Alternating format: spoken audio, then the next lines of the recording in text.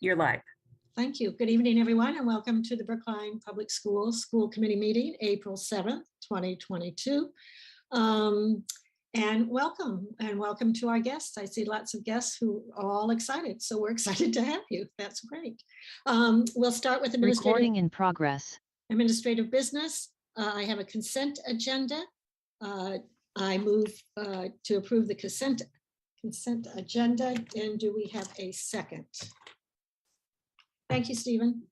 And we'll take a vote on that. There was a grant I just wanted to recognize, but I'm not sure where I have that. If I can find it quickly. Sure. Suzanne, if it's the one from yesterday, it was from the Brookline Community Foundation for base. Yeah, thank you very much, Mariah. Yeah, so we have $10,000 from the Brookline Community Foundation. I just want to recognize that. And then we also have a State Department of Public Health award of $80,000. So I just kind of want to give recognition when we get grants. That's very special and we appreciate it.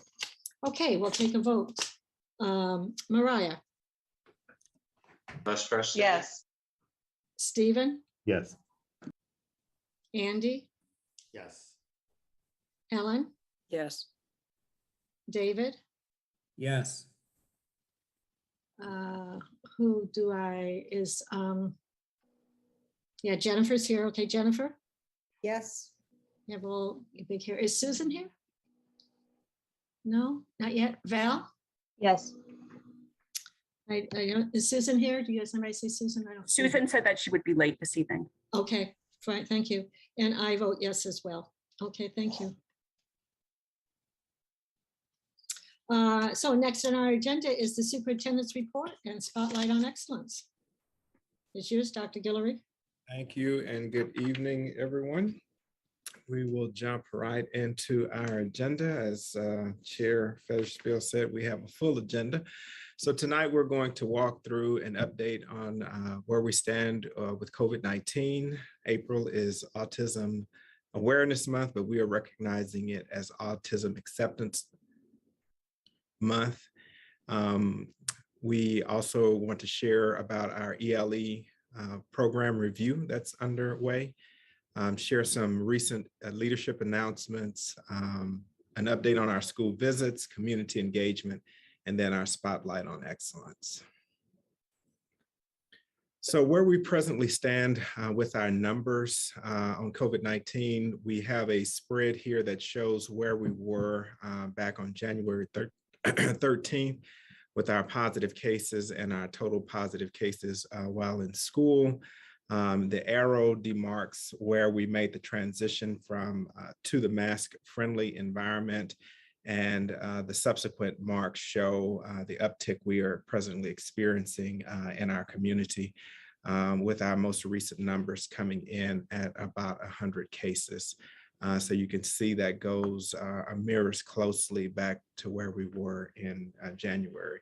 So we're continuing to certainly work with our coordinator of public health, as well as the Department of Public Health, as well as engage with some members still of Panel 4. And so we're going to continue discussions and monitoring our cases very closely.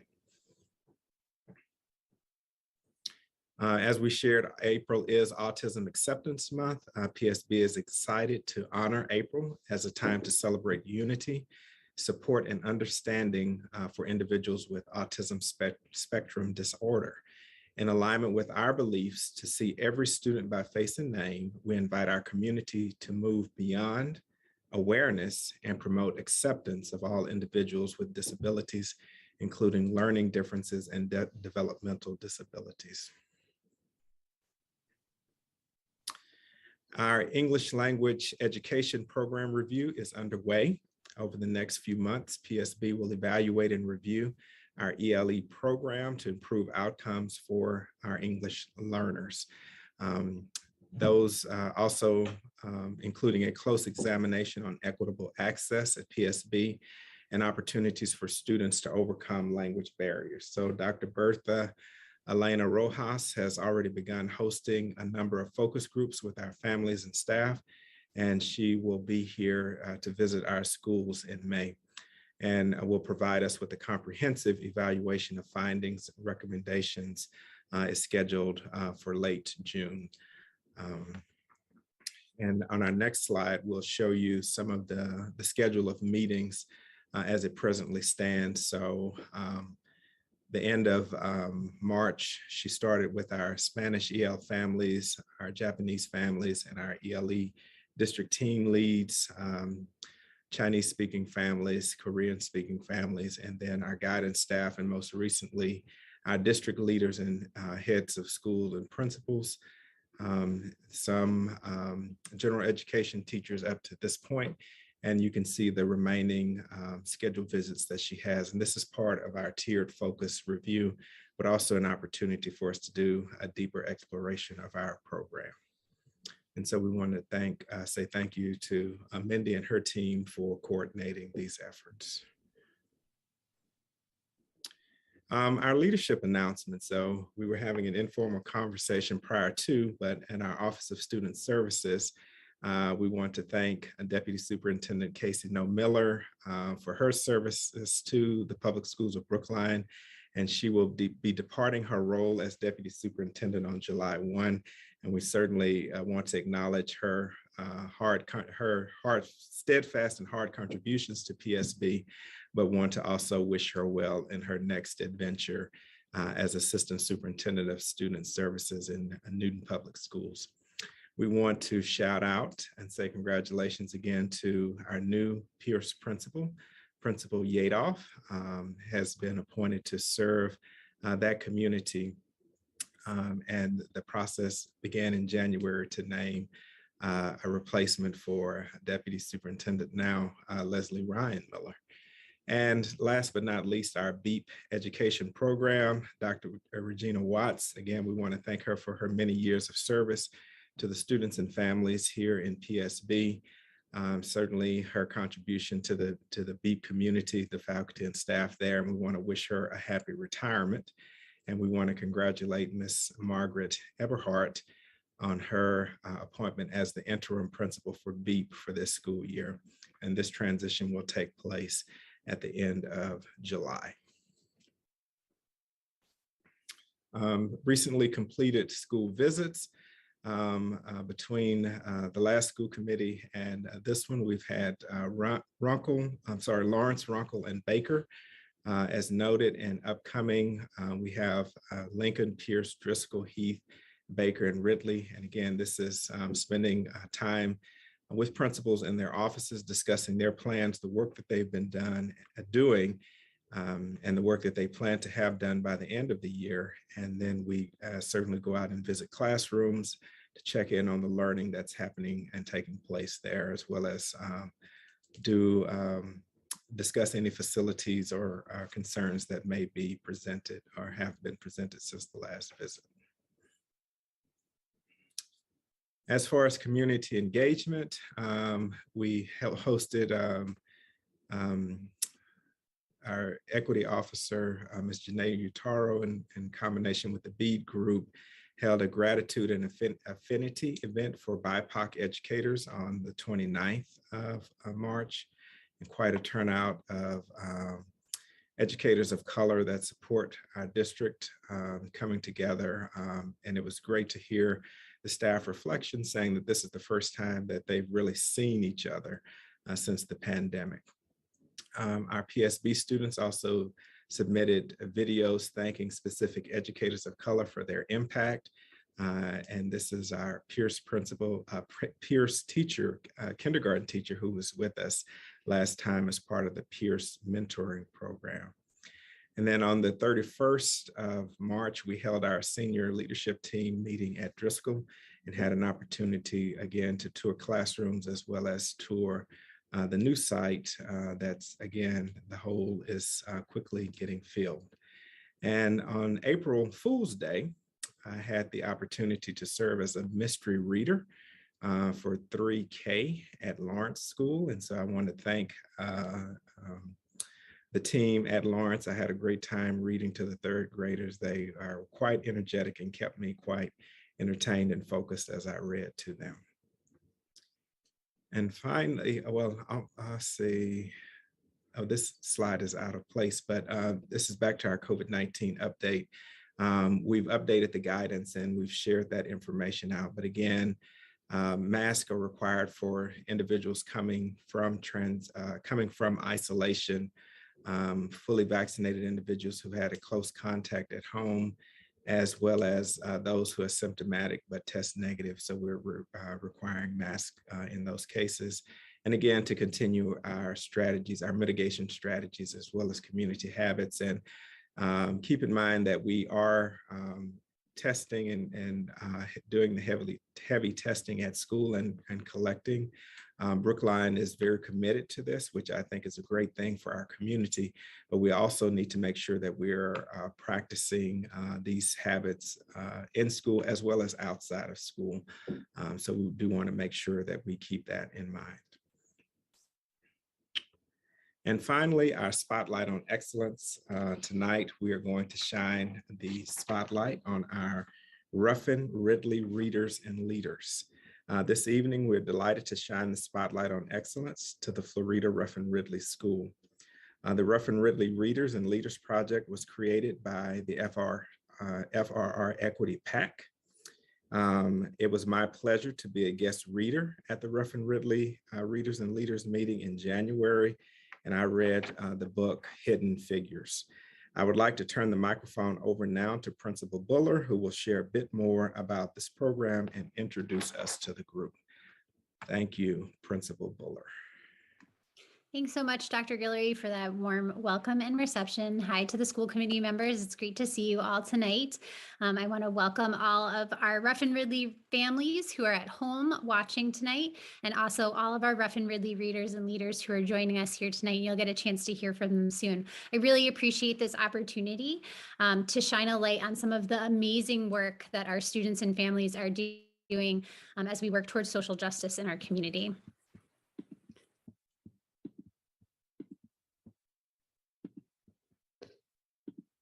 So the Ruffin Ridley Readers, were, like Dr. Guillory said, were started by our Equity PAC, our Parent Advisory Council here at Ruffin Ridley, which is a volunteer group of families that work to promote justice and inclusion in the celebration of diversity in our school community. This program was developed with the Equity PAC with the following goals in mind. It started off as a family-led initiative and has quickly become a student-led movement. Their goal is to uplift a diversity of stories, voices, identities, and interests from our school community and beyond. They're here to educate, inspire students to make positive change in the world around them. And they seek to include and serve the entire FRR community and be a safe space for everyone's opinions and dreams. And so I wanted to share this video that they put together to help launch the program when they first got started. Who are the Ruffin Ridley Readers? Hello, we are the Ruffin Ridley Readers. We are started by families, the PTO and Equity PAC, in hope of bringing our school community together around stories of diversity, equity, and inclusion. We care about racial and social justice and want to make a positive change in our world. Here's a sample of what we've been doing lately. Hi, Ruffin Ridley Readers. It's great to see everyone here today. I'm Sophia. I'm in 8th grade, and today I'll be reading the story Red by Michael Hall. He's really reaching for the sky. And he really was. Can you think of a time when everyone thought you were one way, but you felt differently? In addition to Wednesday evening read-alouds, which serve as a place for our community of students and families to gather, we create discussion groups afterwards, offering students opportunities for meaningful conversations about equality and racial justice. These discussion groups will be led by student leaders, the Ruffin Ridley Leaders, and the groups themselves may be made up of peers or a mixture of ages. Student groups can design their own purpose, with an emphasis on equality. Some groups or leaders may want to mentor younger students through chapter books, while others may want to organize a school or community action project. Our goal is to create positive and meaningful change in our school and greater community. Welcome back, and thanks for staying for our discussion. Let's consider my question. Can you think of a time when everyone thought you were a certain way, but you felt differently? Freya? It seems that sometimes, especially with friends, people assume that they know what you are going to say or do, like the red crayon. Have you guys ever felt like you don't exactly fit with a certain group of friends or no longer agree with people you have always had a lot in common with? I liked in the book that the little friends got an opinion to say. The story reminded me of how sometimes people don't understand why I'm wearing a dress in December. I wear dresses on purpose for December, for social justice and girl power, not just to look pretty. This week, why don't we try to make sure that we don't take for granted what people are thinking? Let's try to ask questions and give answers that let others know who we are and how we feel about things. We hope the Orphan Ridley Readers and Leaders will become a legendary student-led organization. We invite any adults in the Orphan Ridley community who are interested to partner with us. If you know students who would like to share opinions and talents during our Wednesday Zooms or any of our groups, please give their families our contact information. Thanks. Anyone can email us to get involved. frrequitypack@gmail.com. So I'm so glad that you got to hear from them. As we know, our students are incredibly powerful activists out in our community. And so what I really love about this group is seeing our students take action and lead this work. We also know— Who are the Rough and Ridley Read? We also know that some of the best ways that we can connect and learn about each other is through stories and through picture books and storytelling. And so here is just an example of some of the stories that we've had a chance to read aloud and interact with as a community so far this year through these Wednesday night Zoom sessions. We also had the Rough and Ridley readers participate in just kind of sharing some of the different topics and themes and things that they were really excited about during their Wednesday night Zooms. And these are just as a couple little word clouds about some of the different topics that they broached, the people who've come to visit. As Dr. Guillory shared, he was there. We've had lots of different community members.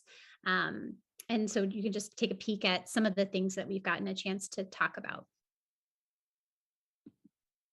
I do want to turn it over to our students who are here tonight, the stars of this program. And so I'm going to have them share a little bit about what some of their favorite experiences have been through the Rough and Ridley readers. And we're going to start with Niam in the first grade.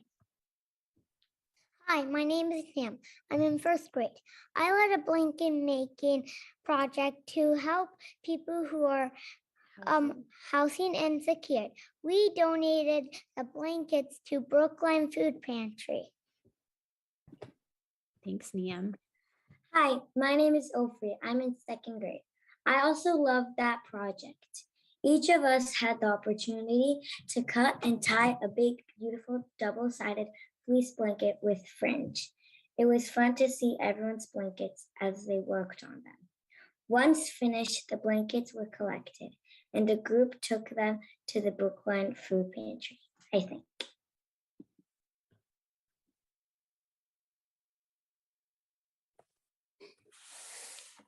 Hello, my name is Julia. I'm in third grade. I liked when Dr. Guillory came because we got to ask about his life. Another reason I liked it was because he was in biography form. I found it very interesting that he used to work at NASA. My name is Freya. I am 10 years old in fourth grade. One of my favorite nights was when Alex and Drew came on Zoom on Wednesday. It was really cool to learn about the deaf community. I really liked the book that they read called I Have a Sister, My Sister is Deaf.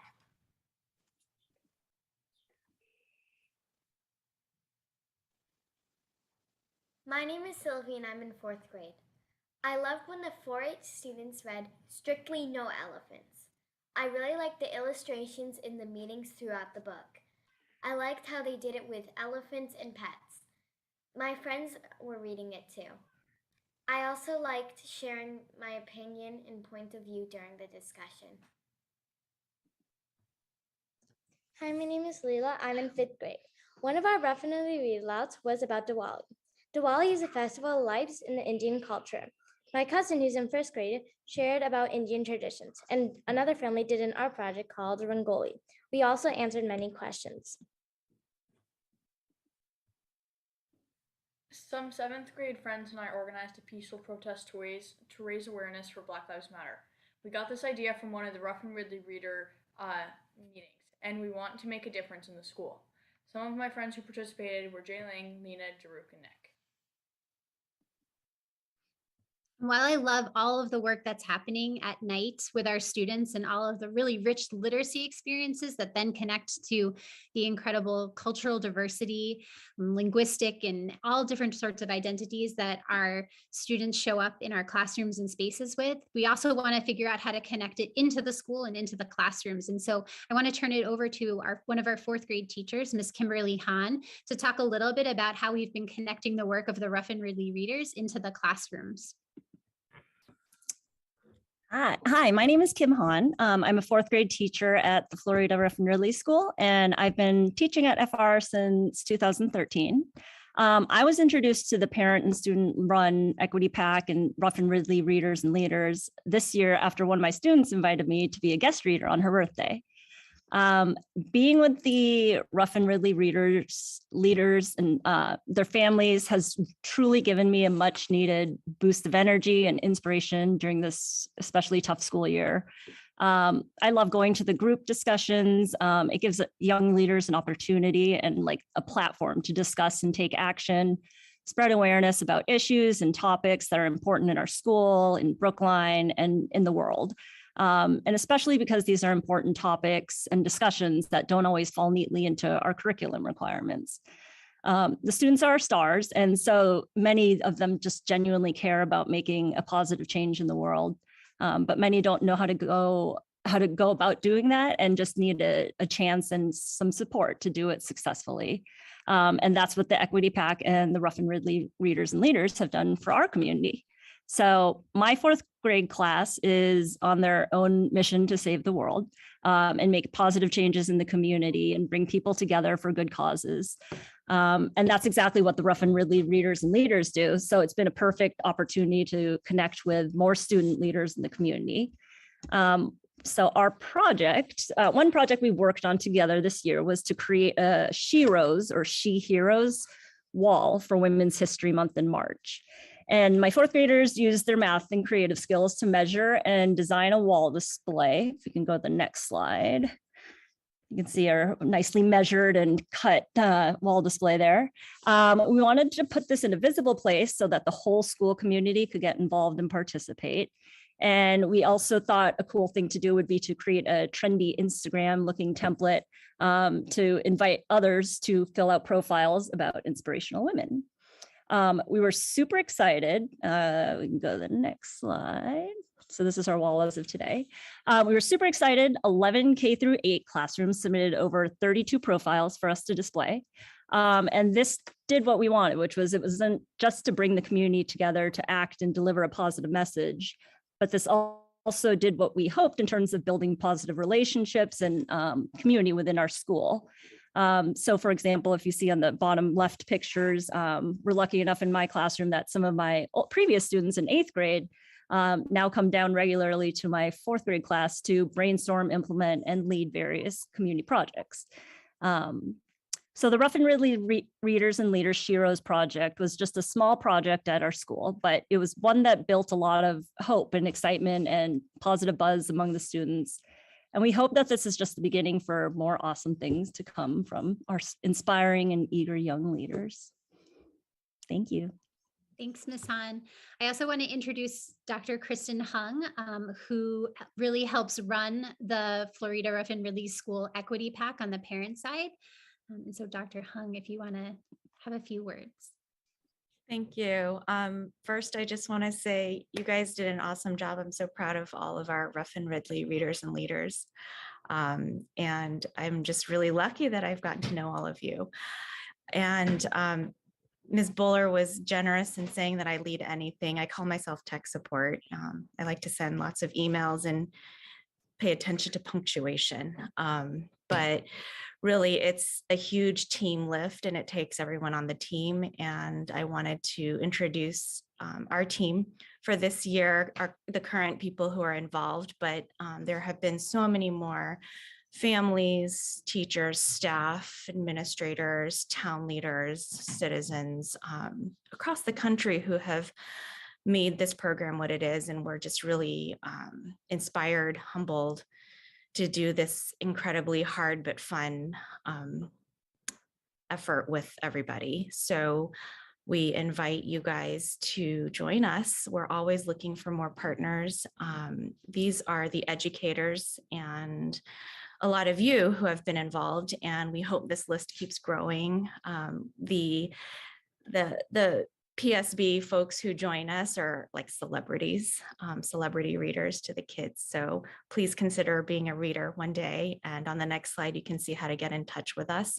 And our website, the bit.ly is our website. And you can look through the Ruffin Ridley Readers section where you can see the topics and books and guests that have been part of our program for the last couple of years. And there's also a link where you can sign yourself up to be a reader on a future date. So please reach out, and we hope to make more connections with the other schools too. Thanks so much, Kristen. And thanks so much to all of our Ruffin Ridley readers and leaders who are here tonight, and all of your families who help support you in getting ready for tonight. I hope it was a good window into some of the amazing work that our students and staff are doing at the Ruffin Ridley School. And thank you again, Dr. Guillory and the school committee, for giving us this time and opportunity to share some of what's happening at our school with the rest of the PSB community.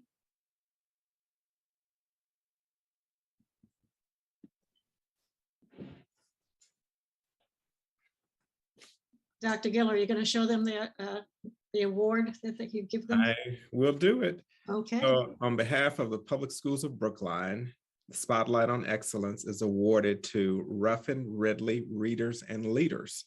With gratitude for your work promoting justice and inclusion in our school community and educating and inspiring students to make positive change in their worlds. And it's signed by myself along with Chair Federsfield. So again, congratulations for a job well done. And thank you all for sharing your experiences with us tonight. You know, I just want to give my special personal thanks. It's just amazing work, and there's joy in that work. So, you know, it shows us that you can be joyful while you learn, while you do good work, and to start down, you know, kindergarten, first grade, and bring it all the way up is just going to make all the difference. That is the work that has to be done. So thank you so much for that. Thank you. Is there any other school committee member who would like to say something? No need, but you're welcome to. Sure, Helen, go ahead. I just wanted to echo what you were saying, and maybe it's just too much, but this is fabulous. It is so wonderful to see families and educators working together with kids to do some really exciting and interesting work. And I really appreciate it for one. And I may even think about volunteering. Mm-hmm. I'm not sure exactly how, but I'll figure it out. Thank you. Okay, so thank you so much. At this point, I say you're welcome to stay as long as you wish, but we absolutely understand that you may want to leave. The meeting gets a little boring sometimes. And you may want to enjoy the rest of your evening. So again, thank you so much for coming and sharing. We look forward to seeing you at the Ruffin Ridley School. Thank you, Barbara. Thank you for having us. You're most welcome. Thank you. Thank you for having us. You're welcome. Thank you. Jen, you must be proud. I am super proud of them and super proud of our community. And I really appreciate you for giving us the opportunity to share that too. Thank you. Oh, it was a joy for us to see, that's for sure. We are going to move on to public comment. This is general public comment. This is not the hearing. So my first speaker is Kathy Hitchcock. And after Kathy is Hayden Bartaglieri.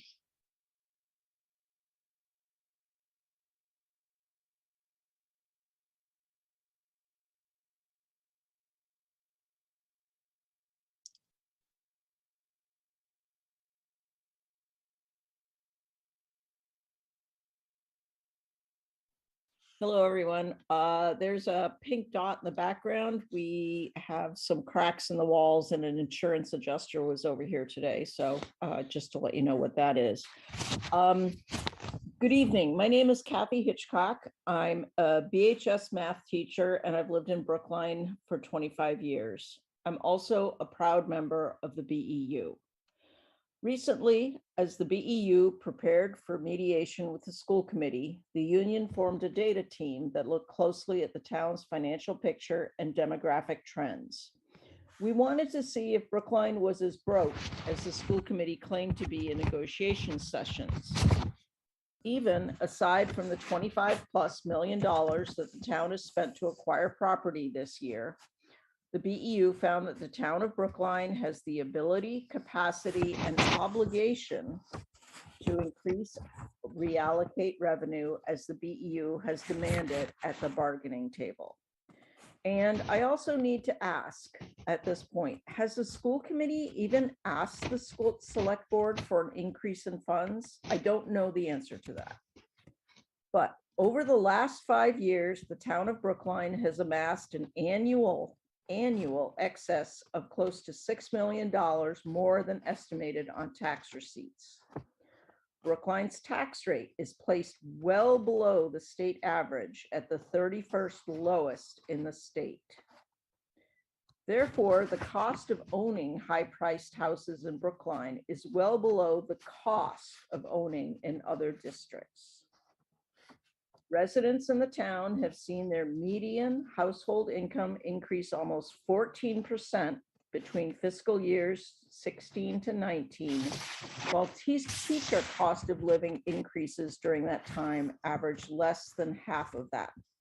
And I'm a Brookline resident, so that applies to me. Clearly, there's an ability and an argument to increase revenue in town, but there's also an obligation. Before COVID hit, Brookline had the lowest rate of retention among peer districts with just under 85%. We are losing top teachers because other peer communities pay them better, and these communities have higher tax rates in order to pay and keep these teachers. Through February of this year, Brookline continued to have one of the lowest retention rates of peer districts at just under 83%. And anecdotally, and I can tell you this because I've heard it a number of different places, current teachers are telling new graduates to not apply for a position in Brookline.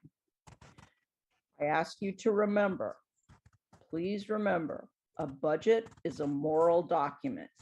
What we fund is what we value. Thank you. Thank you, Kathy. The next three speakers are all together. So Haddon, Olivia, and Krista, you're going to all be brought in together.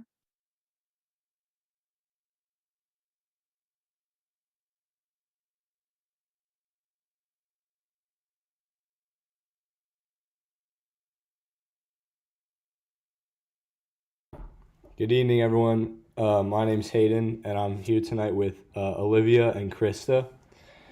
So, we are a group of 15 juniors in Chinese 5 AP who all love taking Chinese. 14 of us have been together in Chinese since we were in kindergarten at Driscoll. We are here today to ask you to fund Chinese 6 in the coming school year. We sent you all an email earlier today, and I hope you had a chance to look at the email we wrote together, as well as look at some of our personal statements that us and some sophomores wrote. Personally, Chinese is the class I look forward to the most. I love studying the language, and our two amazing teachers at BHS make class even better. We are all extremely fortunate to have started learning Chinese so young, but as of right now, we can't take it at BHS next year because there isn't another level after Chinese 5. However, this was not always the case. When we had the China exchange program, a teacher from Xi'an would come to BHS and teach Chinese 6 to a small group of advanced seniors. Never was this group as big as we will be next year. But when the exchange program was canceled due to COVID-19, the Chinese 6 class that had been promised since freshman year was canceled with it. This poses an issue because unlike other languages, we don't have the opportunity to continue our study at BHS next year. A year without practicing the language will seriously leave us behind when we step into a college Chinese classroom, which most of us plan to do. The K-12 language program is an important part of our Brookline community, and it should be supported through all 12 years, no matter what language you take or your level. This issue, however, is unique to Chinese students because of the amount of advanced students that start out in Chinese 3 their freshman year. Moreover, unlike French and Spanish, there is only standard and honors Chinese, no advanced. We are asking for your support in funding Chinese 6 for next year so we can have the same opportunity to continue our language learning as everyone else learning a language at BHS. Language is a core class and we think it should be treated as such. Offering extended levels to round out a subject happens throughout the high school. For example, a multivariable calculus class is funded for students at Brookline High who finish the math curriculum early so that they can have 4 years of studying math. It is important to remember that we're not asking for something new. We had Chinese 6 in the past, and the money was set aside for the China exchange program that included Chinese 6 as a class. Where is that money now, and what can we do to get our Chinese 6 program back?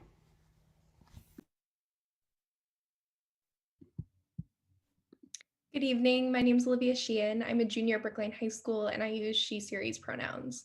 Just like Hayden and Krista, I'm representing myself and my 14 classmates who are currently in the highest level of Chinese available and will need a Chinese 6 class in the 2022 to 2023 school year to complete 4 years of language at BHS. The benefit I've gotten out of taking Chinese is inexpressible. I developed incredible bonds with my teachers and my classmates, learned one of the world's most challenging languages for English speakers, and developed study skills that I will use for the rest of my life.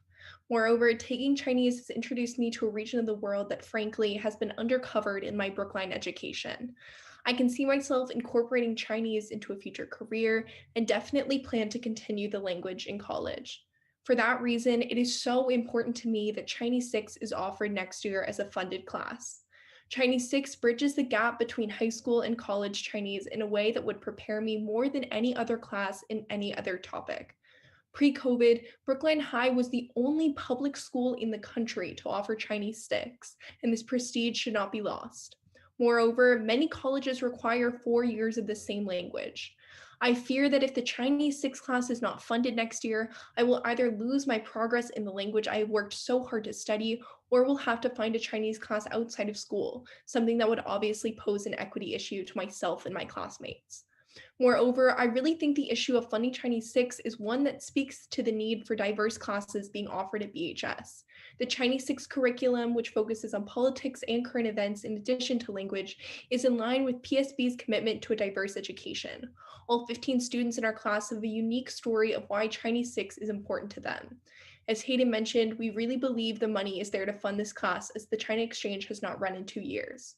But if it isn't, please do not leave us with a no. We are open to creative solutions to address the funding disparity for this class.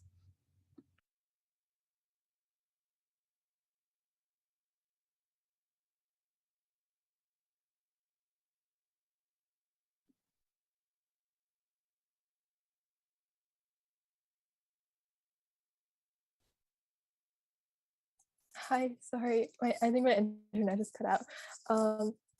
Hello, my name is Krista Lee, and I'm a junior and I use she, her, hers as my pronouns. It's really nice to meet you all, and I first want to thank you for listening to us talk about our strong desire to make Chinese 6 happen next year. Although I am the one student who did not go to DRIS school like the rest of my peers, I've truly seen the bond and connection that they all have together that was the result of learning Mandarin at a young age. And they welcomed me very warmly during our freshman year into their community. Although I haven't experienced something similar to what my classmates have, I also have a strong bond to Mandarin. I have Chinese parents, and through my Chinese classes, I was able to connect more to my culture by learning the language that my parents grew up with and a lot of the cultural customs and practices. It's unfair that we would lose this opportunity that in past years, many of our previous classmates have been able to partake in. As a second-generation Asian American immigrant, I'm desperate to not lose the side of my identity that is influenced by Chinese culture. If there is no Chinese 6 next year, not only would I feel disconnected from a part of culture that makes up a big part of my identity, but I would also lose the fluency I've worked so hard to maintain for all these past years. I wish to continue to communicate fluently with my only grandmother. She grows older as each year passes, and I don't want to lose my ability to communicate her with what little time I have left. With the loss of the opportunity to practice speaking, reading, and writing, our skills will deteriorate extremely fast. I strongly urge that the school considers hiring a teacher for Chinese 6 to not limit the opportunity, potential, and desire of many students like me. I urge you to reconsider and realize how big of an impact that without this Chinese 6, many of us would be devastated with the loss of such an opportunity. Again, we would sincerely thank you for your time and for listening to us speak. We hope that today was an eye-opener for you about all the passion we have for learning Mandarin and all of our dedication and our determination to make sure we can achieve our goal of establishing a Chinese 6 next year. Thank you. Thank you, Hayden, Olivia, and Krista. We appreciate hearing from you. I actually did not know about the Chinese 6 class, so thank you for enlightening us for sure. Marlene Gongalves is next.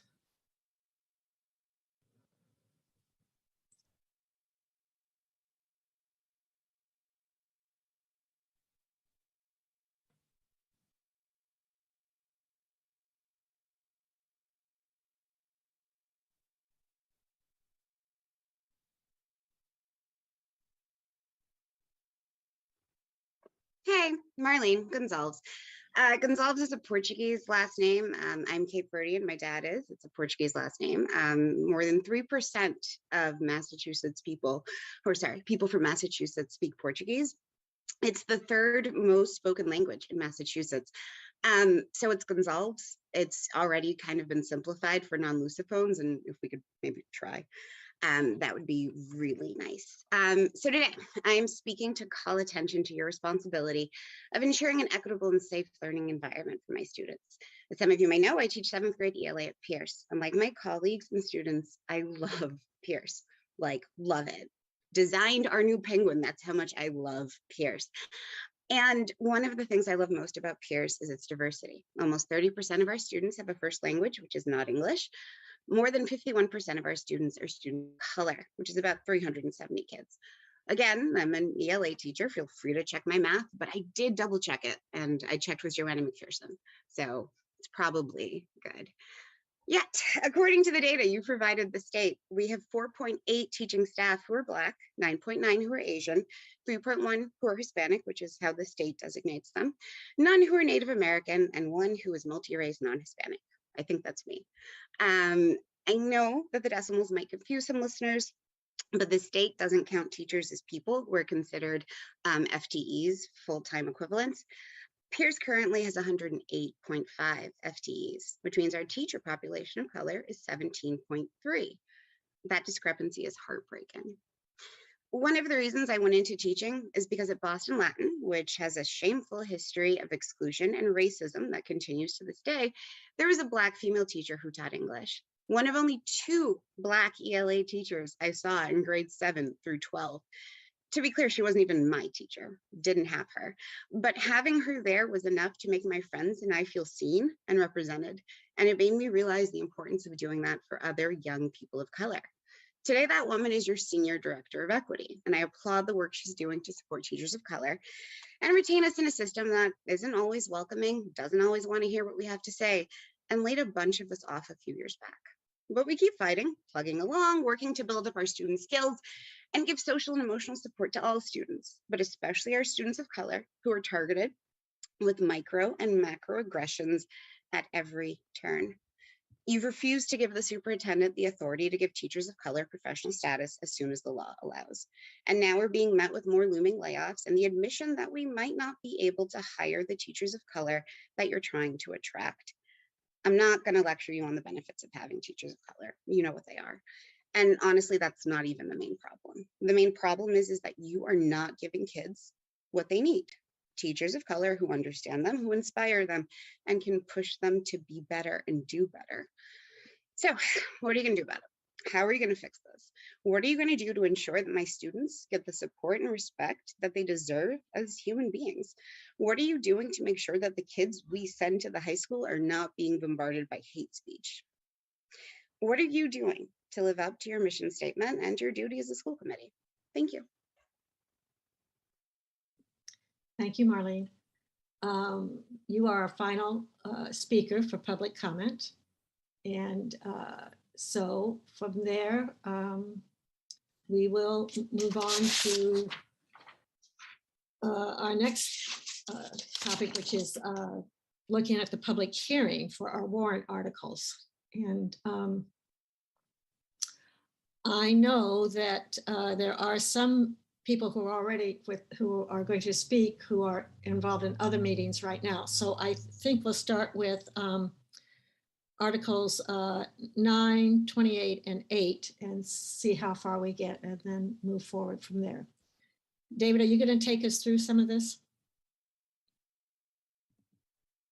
Yes, I can do that. So who are we going to start with? We have the petitioner for warrant Article 9. We do. Ready? Yeah. So I think that what would make the most sense is to have each petitioner summarize for us the warrant article. And then school committee members, we can ask questions that we might have. And I would ask that petitioners identify where you believe there is relevance for schools specifically with respect to your warrant article. So go right ahead, Ms. Braga. Hi, my name is Ann Braga. I'm the HR director for the town of Brookline, and I have proposed warrant Article 9, which involves the living wage ordinance. The living wage ordinance was enacted in 2001 to provide a living wage for certain part-time positions and to provide a higher level at that living wage than some of the positions that are traditionally filled by high school students, which would be like junior lifeguards, junior or assistant swim instructors. These are mostly recreation positions. There are some positions in other areas. Obviously, there's a section that involves schools. And last week I met with Sam and Ty on the potential impact on the school side positions.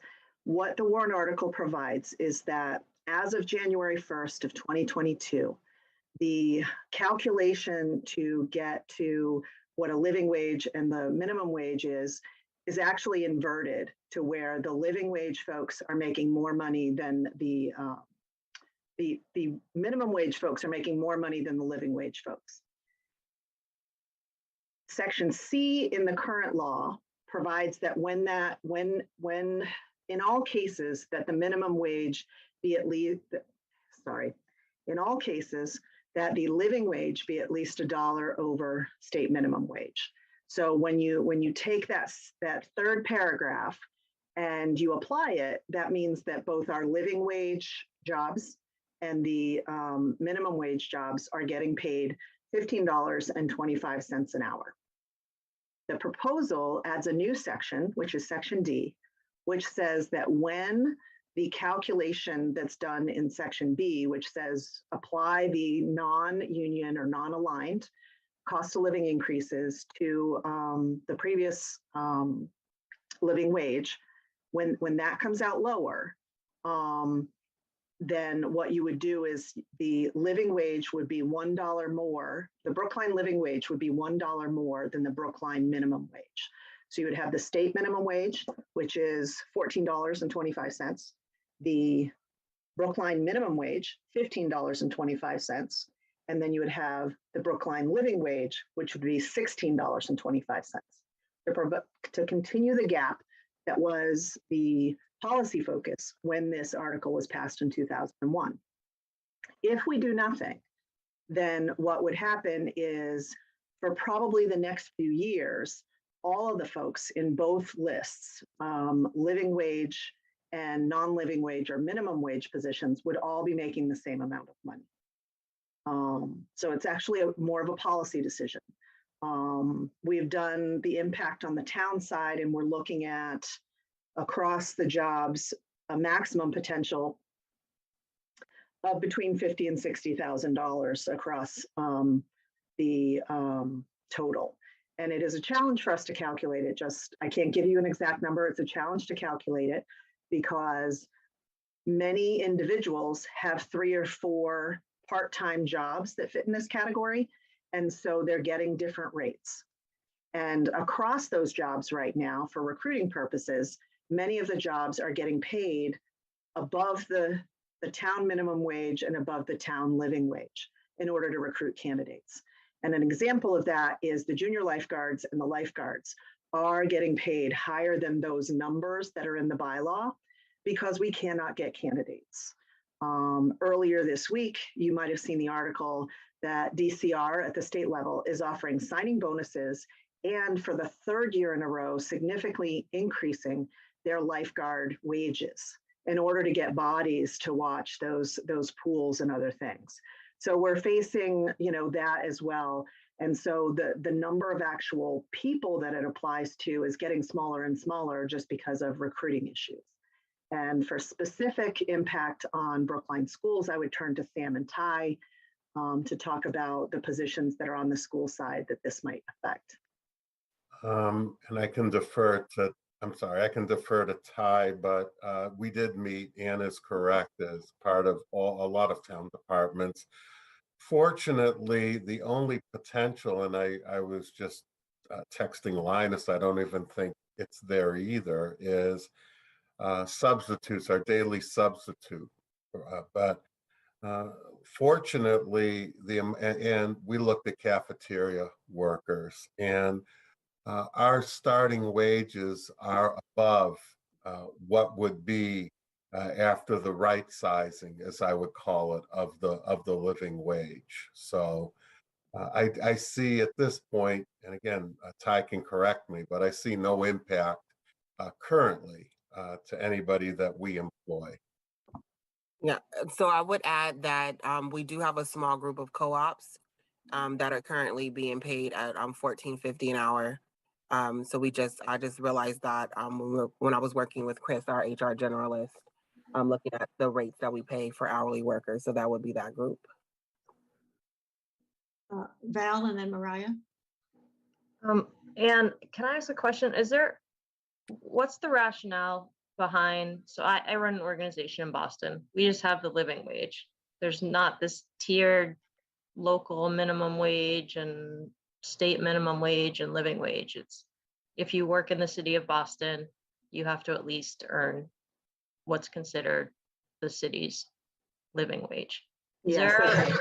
What's the policy rationale for not having one living wage for the town? I was taking the current existing bylaw and that policy driver that put it in place in 2001. Before the grand bargain, which raised the state minimum wage from $7 an hour up to $15 over consecutive years. And the policy, driver and applying this law for the first time in January of this year was having this inverted impact if you just did the initial calculation. And so looking to keep the existing bylaw current, when this was passed in 2001, the minimum wage was around $6. And we were paying minimum wage. And the policy decision back in 2001 was to say, we want to have people making the high school students traditionally and some of the less senior college students making something that is feasible. Maybe it's not supporting their family, it might be helping to support their family. But then the positions that are in the living wage list, and this was created long ago, the positions in the living wage list to make sure that there was some level of additional support and recognition for these positions. They are crucial to the departments that they work in. As far as being able to run the operations, whether it's recreation, library, there's a few positions in health and veterans. And so carrying that forward, in today's day with a 7.2% inflation rate and other things, is to carry that policy goal forward into this century or later this century, is to be able to have that. And so I wasn't looking to change the initial premise that was set by the town back in 2001, but to make it current and so that there would always be a gap. And Sam was very happy when I told him I wasn't saying make it $20 an hour. but to just make sure that there was a gap between the Brookline living wage and the Brookline minimum wage. So I can't really speak to the 20 years ago part of it, but I do, having worked for Boston for 20 years, I am familiar with the living wage component. In Boston, that tends to be more on the side of contracting, and that that particular piece of it, it does apply. So if you read the later parts of that, the bylaw, it does apply to contracting as well. But the focus for me was to, from the HR end, was to focus on making sure that we are staying maybe not competitive, but current. So that in any case, we're making sure that the living wage folks are making more than the minimum wage folks. As recent as January of 2021, there was more than $1 gap between the living wage and the minimum wage, the Brookline living wage and minimum wage. So it is a very recent situation where, you know, we aren't jumping up 75 cents an hour to keep pace, you know, on our employees. So this is the first time in 20 years that it's actually, when the calculation's done, is backwards. Yeah, thank you, Anne. Mariah, did you have a question or comment? I do. Just to clarify, so 2 questions.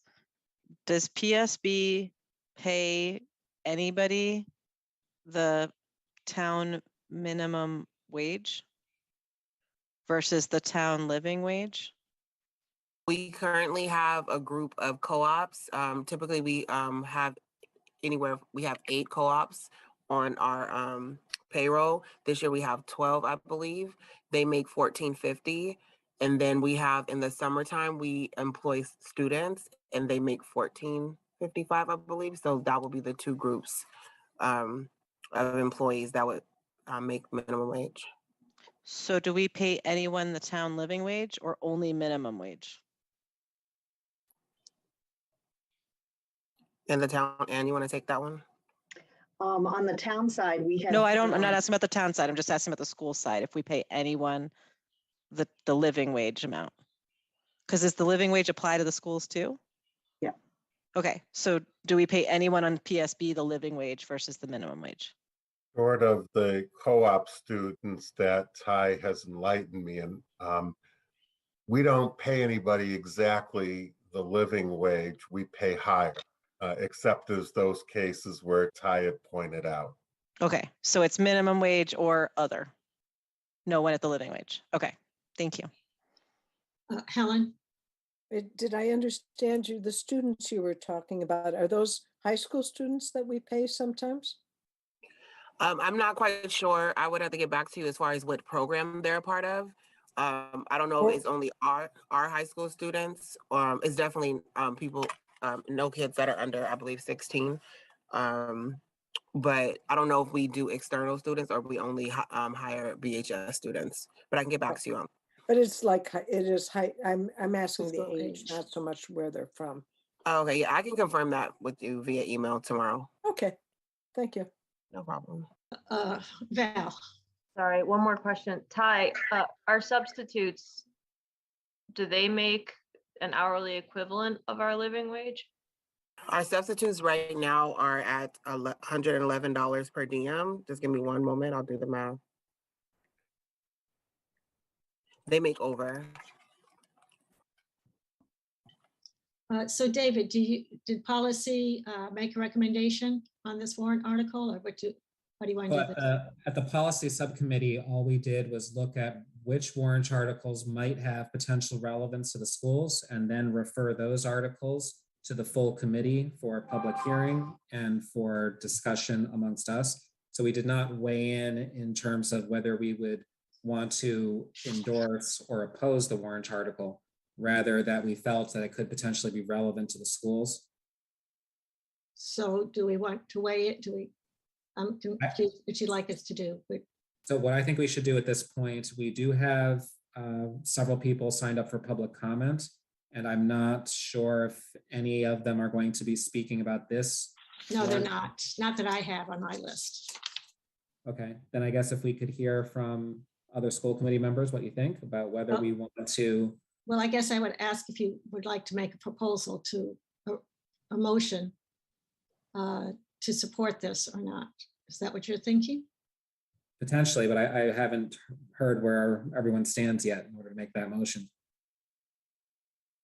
Well, I guess we need to hear, do people want to make a vote on this or, do the support this or not?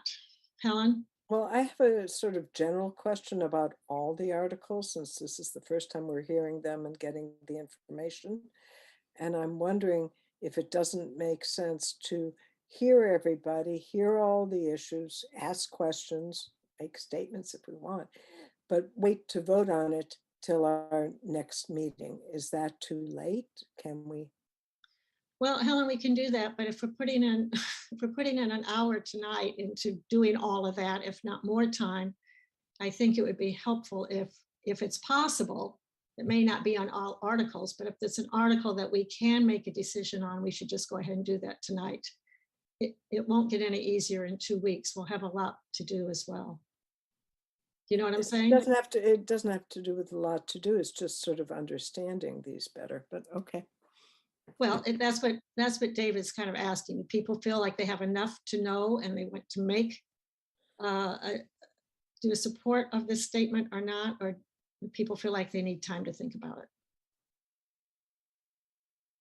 I would just add that I think there are two threshold questions here. First, whether we want to opine at all, one way or another. And then secondarily, whether we want to endorse or oppose. Now, historically, I don't think we've often opposed warrant articles. Usually we either decide not to render an opinion or we support, but there's nothing that would prevent us from opposing a warrant article. I'm just saying that, Ms. Braga, by way of broader context, not specific to your warrant article, but just in general, that's been the school committee's practice. Steve, you know, likeness, Stephen?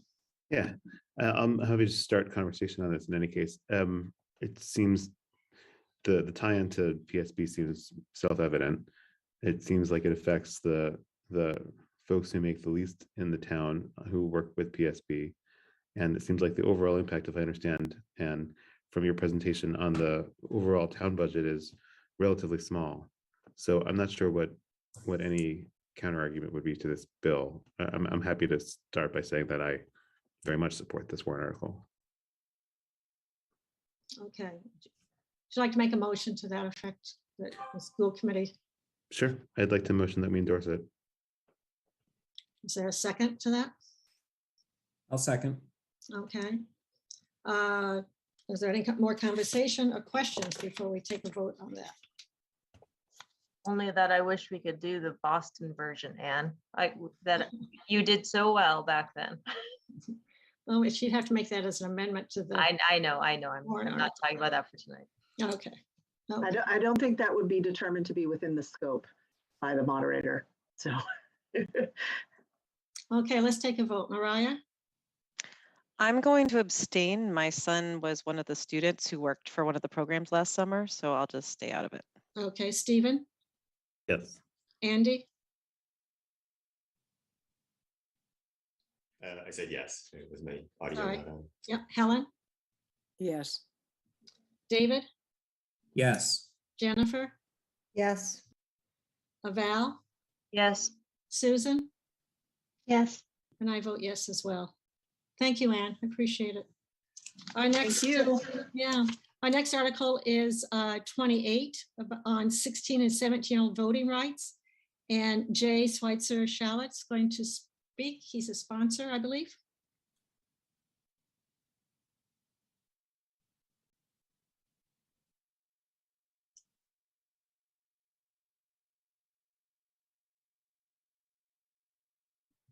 Hello. Hi, Jay. Should I just start speaking on it? Yeah, just tell us what you're proposing.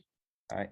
Are you Sounds are you a co-sponsor, or are you a community member speaking? I am leading on this one article, but as I am not yet 18, I can't actually be a sponsor.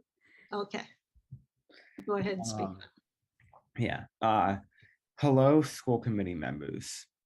thank you for giving me the opportunity to speak to you today about Warrant Article 28. I am Jay Fletcher Shallett, a 16-year-old Brookline resident. Warrant Article 28 is a home rule petition that would allow 16 and 17-year-olds in Brookline to vote in town elections. This would allow voting for school committee, which is why I'm here before you, as well as for debt exclusions and overrides for schools, voting for town meeting, select board, and referendums. In addition, 16 and 17-year-olds would be eligible to run for local office, including for school committee. You might have remembered a similar warrant article that was previously passed. In 2019, Brookline Town Meeting passed a warrant article that did the same thing. However, as it was a home rule petition, it expired at the end of the 2-year legislative session. To have a chance of passing the legislature, Brookline needs to reapprove warrant Article 28. Allowing teenagers to vote in town matters would be beneficial in Brookline. In addition to matters before the school committee, many warrant articles have been proposed that directly impact Brookline teenagers. They participate in civic life by working, going to school, volunteering, and walking, biking, and driving. Allowing them to vote allows their voices to be fully heard in town. Average turnout in Brookline municipal elections since 2010 has been low. Only 16% of registered voters have voted. Meanwhile, when teenagers have been granted the right to vote, their turnout rate has been much higher than that of adults. For example, in Tacoma Park,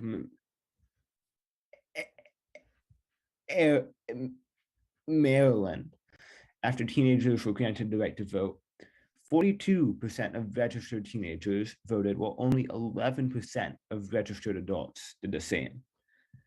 Studies have shown that the earlier young adults are allowed to vote, the more likely voting is to become ingrained as a habit. This is in line with the Brookline School civics curriculum. Teens can be supported to register to vote and actually vote for the first time while still enrolled in school, enriching their educational experience in town. Please recommend favorable action to town meeting on warrant Article 28 through an official recommendation in the combined reports. As the town body most directly involved in the lives of our teenagers, your recommendation to give them a voice in school committee elections will carry weight. Thank you again for your time this evening. Thank you, Jay. Now hang around, don't leave us. There may be some comments and questions, okay? Thank you. So comments, questions? Mariah? I just wanted to say that I'm a co-petitioner along with Jay. Jay, you did a great job, and I'm super enthusiastic about this warrant article. Thank you. Others?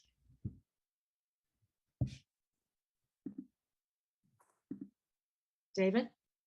I'm also very supportive of this warrant article. I think it's a great idea for us to be supporting extending the franchise to vote to our 16 and 17-year-olds, encouraging them to engage in municipal politics because local politics are extremely important as well. I know you realize that, Jay, but sometimes given the relatively low voting rate we have in town elections, not everyone does appreciate that. And to inculcate that habit with our youth, I think is a very important value. Andy and then Val.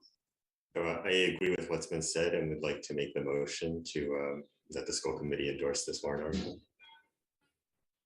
Do I have a second? Stephen, thank you. Val? I just wanted to ask one question. Sure. Have you and your I support it wholeheartedly, but have you and your co-petitioners worked with our legislators on a home rule petition strategy? Yes, for the coming session in January? We have reached out to them about that. Okay, great. Thank you. And I actually have one question that I'm hoping maybe someone on the school committee can answer. That do you know what percentage of high school aged residents of Brookline go to the Brookline public schools? Because I'm trying to get a relatively good estimate on how many people this would include, and that will help me in doing so. I believe this is in Erin's presentation that she'll be giving later today. Erin, I don't know whether you have it broken down in that way by grade level, but you have something of the kind, right? Yeah, I do have it broken down by high school students, but we have, like, if you need, I have specifics to certain grades that wouldn't necessarily tell us exactly 16 and 17-year-olds, but would be a good ballpark. Mm-hmm. Do you have the private school data too, Erin? Because obviously they'd be allowed to vote as well. Yeah, I do. So that's what I was referencing, and you'll see it later, a little bit later in the presentation too. So Jay, that's Erin Cooley. It would be Erin _Cooley at bsbma.org. Thank you. Be in touch with her. Okay. Okay. We'll take a vote to see if we're going to support this warrant article. It's 28. Mariah. Enthusiastic, yes. Stephen. Yes. Andy. Yes. Helen. Yes. David. Yes. Jennifer. Yes. Val. Yes. Susan. Yes. And I'll vote yes as well. Thank you, Jay. And if you have time and you want to hang around, after the warrant articles, we will have an enrollment update. But if you can't do that because you have like homework and stuff to do, you could contact Erin Cooley separately and she'll help you out. Okay? Yeah. Thank you. Thank you so much. Our next warrant article is 8. There is no speaker for that. And in fact, I think that we are going to vote on that at the April 27th meeting. Is that right, Mariah? Sorry, I was not listening. What did you say? Did you go to the beach for just a minute someplace nice? I put you on the spot. I said Article 8 is for the budget appropriations, and I believe we're going to vote on that at on April 27th. Yeah. April 27th. So I don't believe we're going to do anything with that tonight. Does that sound right, David? Yes. Okay. And Robin, do we have the speakers for 23 and 24 at this time yet? There are some speakers, but the main petitioners aren't on yet. I Okay. think they're at the public health meeting. They are, so they're busy. So what I'm going to do is just kind of pause here, and we'll come back to this when they're available because they're tied up in a public health meeting, and then we'll come back to this.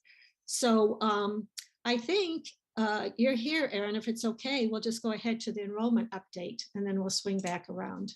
Would that be okay, Erin? Or yeah, just give me 1 minute. Less than a minute.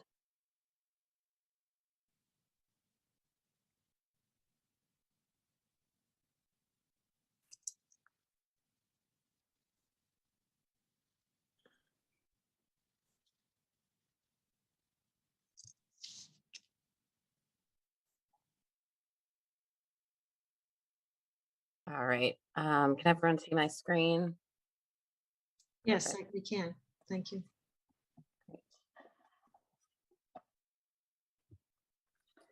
All right.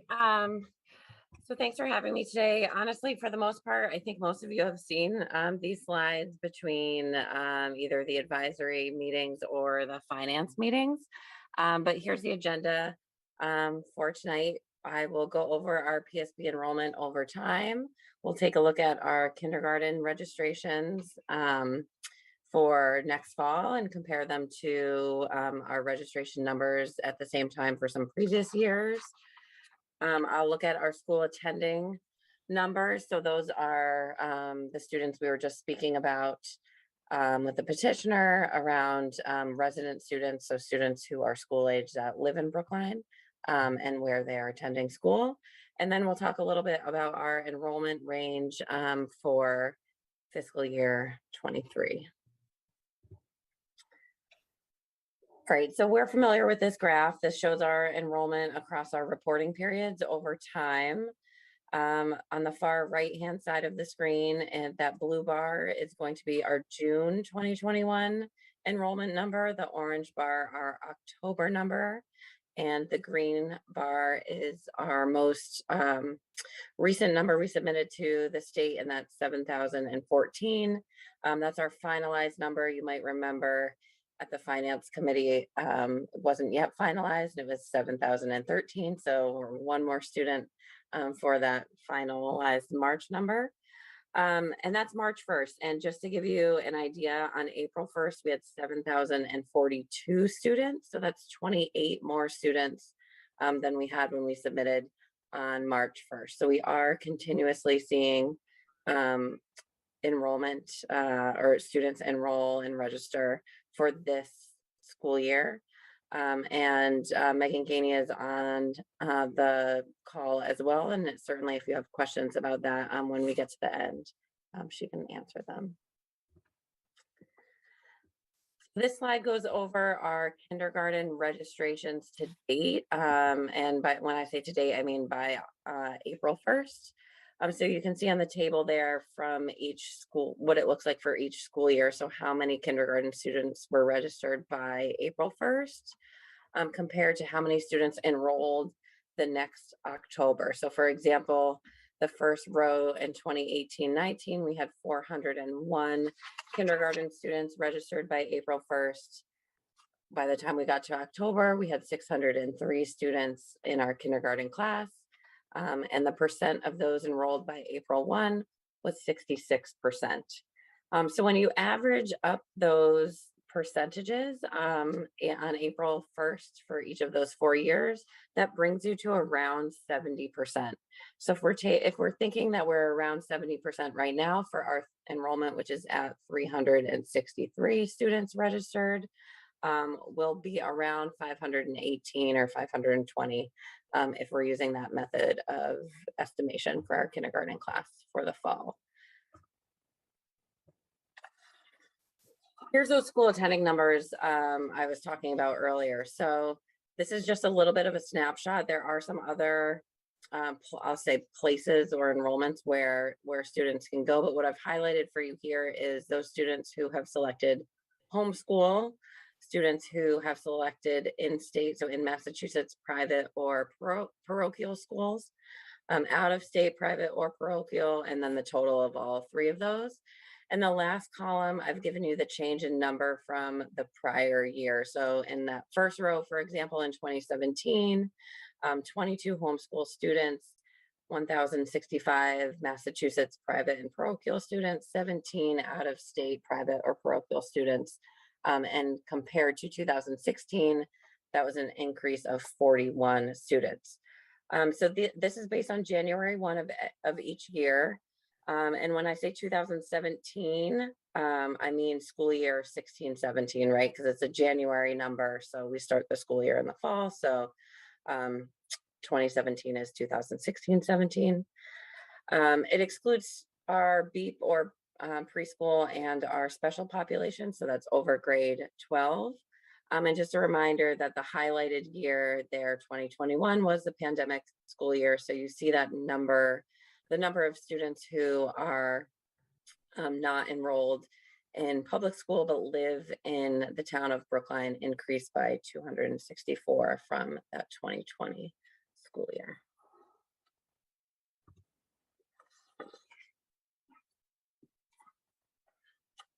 So this is digging a little bit deeper into our in-state private and parochial numbers by our resident students. So again, these are students who live in Brookline, but choose to attend Massachusetts private or parochial school. The first column there after the school year, this is a total number of all resident students. So I don't know if Jay is still on the call, but this is a total number of students who are in the K-12 school age range who live in Brookline So that excludes our METCO students, that excludes materials fee students, and again, that excludes our BEEP or special student population. And then what I've given you there on the far right column is the percent of total students who choose to go to an in-state private or parochial school. And you'll see prior to 2021, that percentage hovered around the 15-16%. And now we're looking more at 19-20% for our total school age population. On the right-hand side there, I have that broken down by different grade levels. So for 2022, there were 552 students in the K-5 grade span, 432 students in the 6-8 grade span, and 539 students in the 9-12 grade span. And what I've given you on the bottom there is the pre-pandemic numbers, just for a little bit of comparison. You'll see that K-5 number is around 20 or so higher, but then the grade 6-8 and 9-10 are around 100 plus students higher in 2022 than they were in 2019.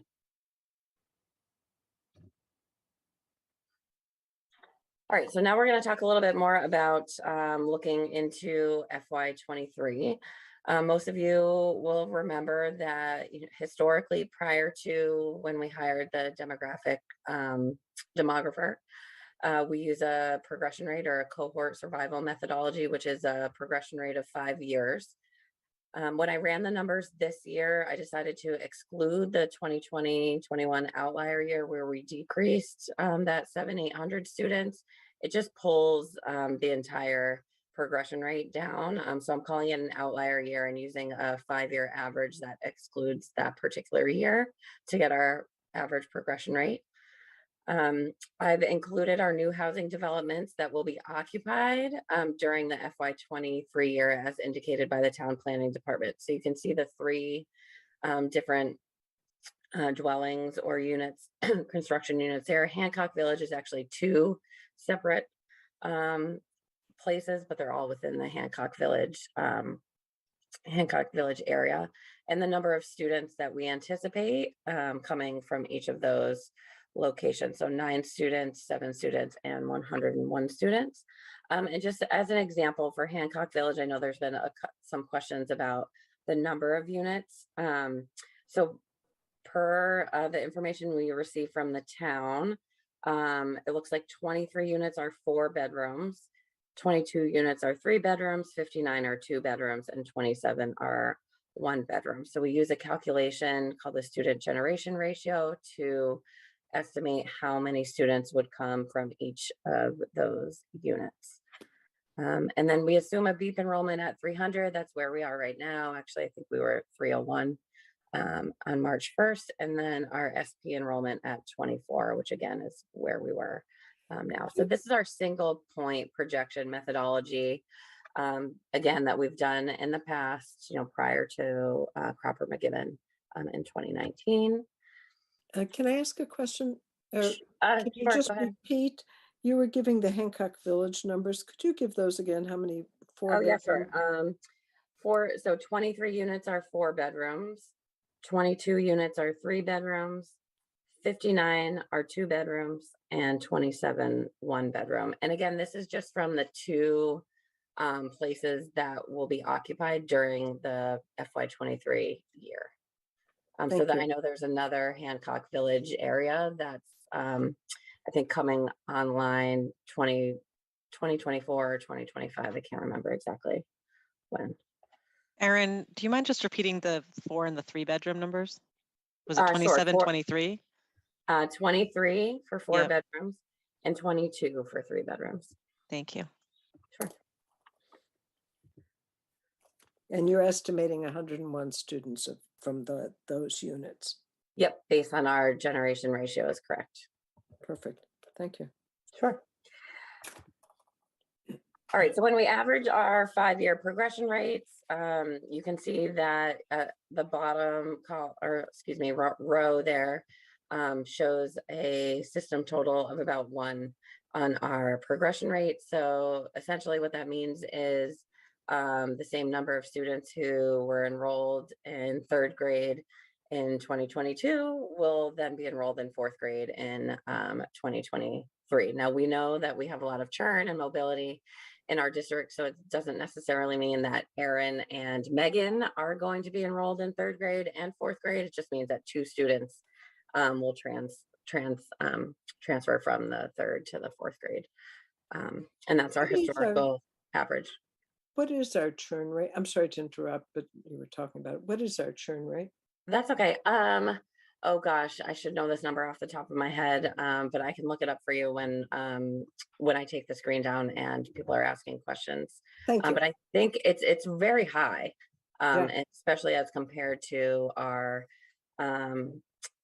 our comparison districts. I want to say it's like 11%. I know our EL population is somewhere in like the 30s, which is very high, 30%. But Helen, I'll get those for you when I unshare my screen.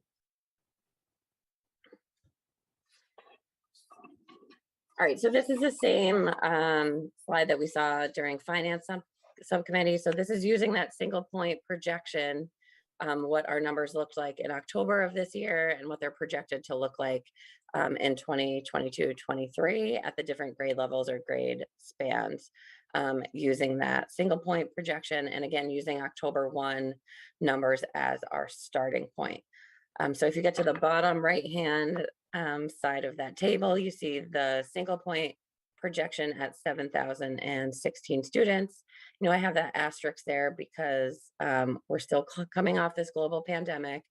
Our enrollment remains volatile. You've seen, you know, I showed you in the previous slides, we're still continuously getting students enrolled in our district for this particular year.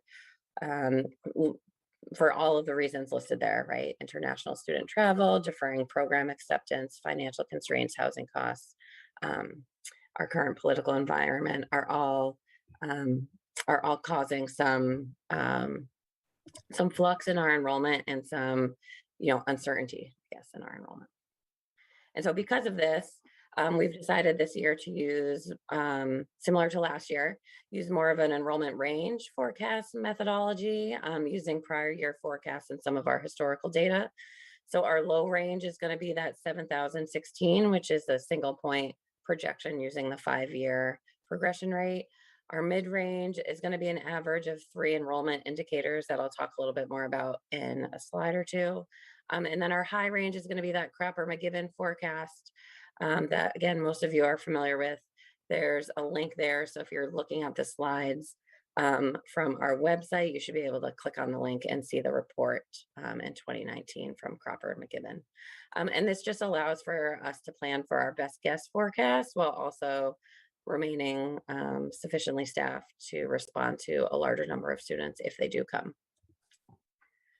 This is just a reminder that this was the methodology that we used last year before FY22. You see the low number there at 6,502, the high number at 7,665, and that mid-range number at 6,720, or that was actually the current enrollment at the time of this. This model was used. And our actual enrollment for FY22 and October 1 for K-12 was 6,650. So not, you know, completely at that lowest range, but not too far off. So to get our mid-range number for this year, I used a couple of different indicators, or I averaged out a couple of different indicators. The first being the number of immigrant students who withdrew between June 2020 and October 2020. So that's 262 newcomer or immigrant students transferred out of state during that time period. So that's one number that we were looking at. The second, in the middle there, being the percent of EL students, decreased 2% from the fall 2019 to fall 2021. And that was a decrease of 155 students. And then the third being the immigrant students who are currently registering. So we had 245 students listed as newcomers register between January 2021 and March 1st, 2022, before right before we created this methodology. So What we did to get that mid-range was actually average the 262, 155, and 245, which brought us to an increase of 221 students, which you'll see here reflected in that mid-range number, right? So our low, remember, our low number is going to be that single point cohort survival, progression rate methodology, 7,016. 200, the 7,247 is the low range plus that 221 number. And then the high range is that Cropper McGibbon number that we received in 2019 when they did the demographic study for the district. And just as a reminder, we are up, what did I say, 7,040 something, 40-ish. 7,042. Thanks, Suzanne. As of April 1st. So, you know, we're creeping up to that mid-range number even this year as we continue to enroll students. And then I think this is the final slide. So this goes through our actual enrollments for 2019, 20, 2021 through to March of this year, and the number of K-8 sections that we have and what our class size or average class size would look like, what it looks like currently, and then what it looks like using these projected numbers if we were to decrease our sections to 246 or decrease it even further to 237. You can see our class size ranges would be somewhere between 19-ish and 22. If we Can I ask a question on the previous slide? Oh, of course. Yep. For the mid-range methodology, Yep. the third of the three indicators is from 21 to 22, and those are the incoming, those are the newcomers. Why are you not assuming that that number represents a portion of the withdrawals? In other words, why would it continue to go up at that rate rather than assuming that that 245 is a percentage of the 262?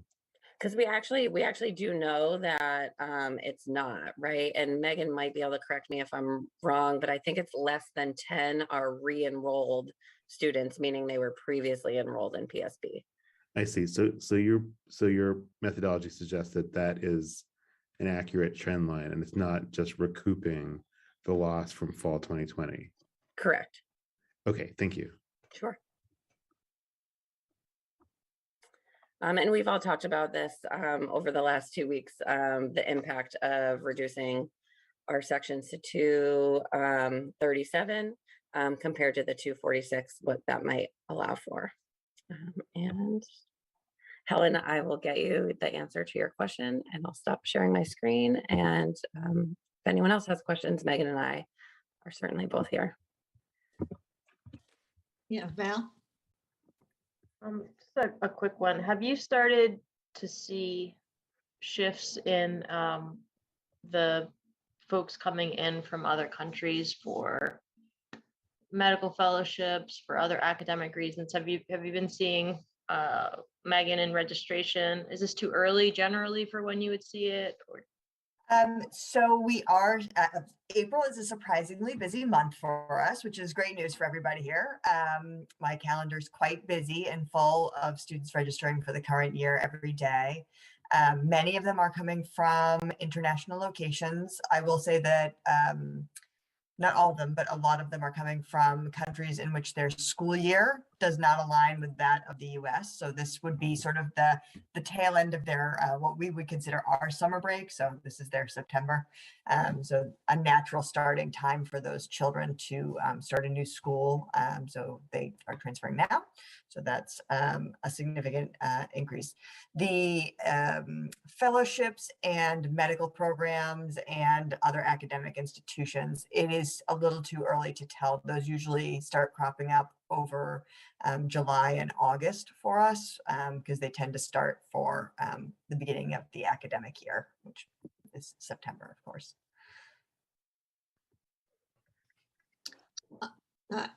Helen, did you have your hand up? No, okay, so Andy and then Mariah and then Stephen.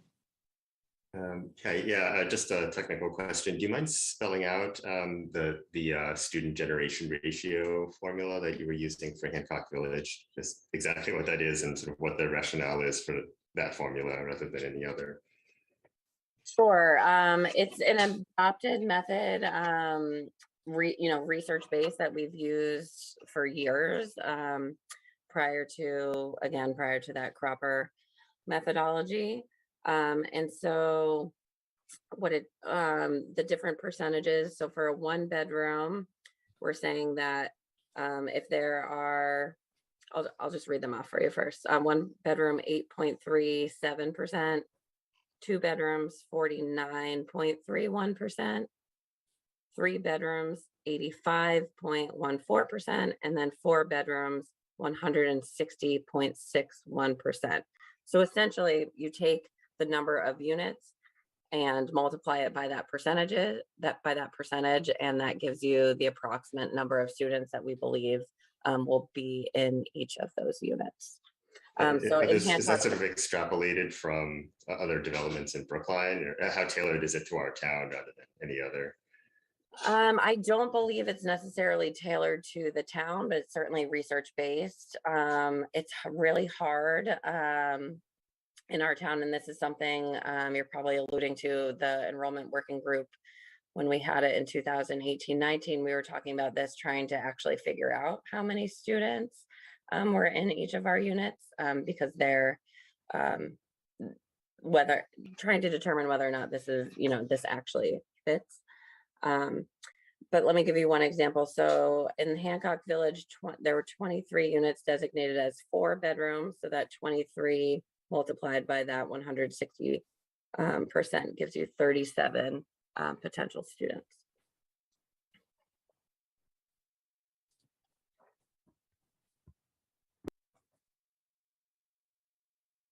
Andy, are you done? Yes, thank you. Okay. Mariah, then Stephen. Sure. Just one quick comment about the generation rates, which is there's been a lot of discussion about that and what that means in terms of what you'd expect for a 2-bedroom house versus a 2-bedroom apartment and so on and so forth. So definitely a lot of discussion. But my question was really, of the students who've joined from since October through April, then is it 100 students, I guess now, Net, or whatever that number is, around 100 students. Have they been roughly equally distributed across the schools and across the grades, or are you seeing it come back lumpy, so to speak, clustered? I would say fairly well distributed across schools in general. Not heavy weight towards the high school at the moment. Certainly some, but not as many high schoolers coming back at this time of year. Not an easy time to transition. And then as far as grade levels, it's pretty wide range in the K-8s for sure.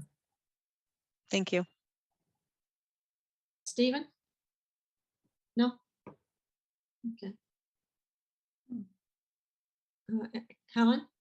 I guess one other question, I'm not sure if you said this or not, are the majority of those newly registered, I guess even from March till April, are they predominantly from one area of the world, or are they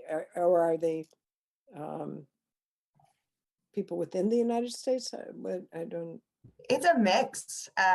We are seeing a noticeable group of families from both the Republic of Korea and Japan, because again, that's the right.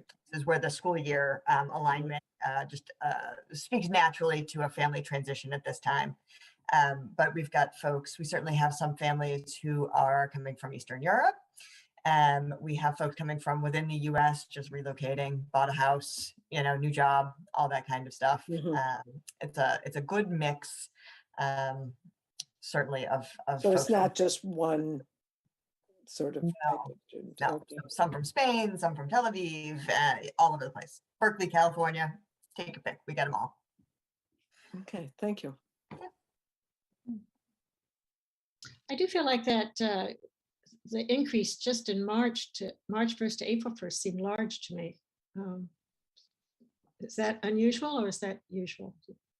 So it is not uncommon to see an influx again for the reasons we've spoken about. We did not see this the last 2 years though. So it is sort of a regrouping. I don't know if it's my memory or if it's real. I can't speak to but it feels like it's more this year than it was in the past. But that could just be a feeling, and I don't have the data to back that at the moment in front of me. I mean, I do feel like we're creeping up very slowly. And so it may be more work for you, but I think having these periodic updates in enrollment is helpful to us. So we're not caught by surprise. We're talking a lot about a loss of enrollment, but it's becoming less of a loss, I mean, it's still a significant number, but I think as a committee, we want to really be on top of what those numbers are. In case there's a big influx or just to follow it.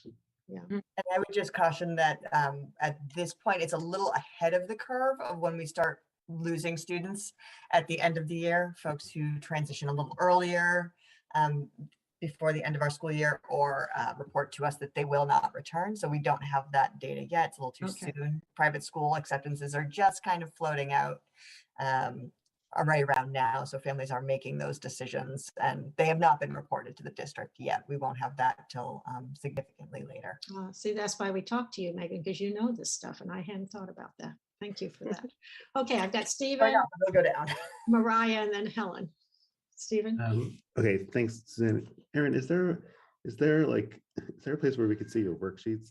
I just, if I wanted to like dig into this and see how many units were coming online, what the number of total residents expected per all of those units would be, and then see what the generation ratio is. I'm really curious to what it is per development.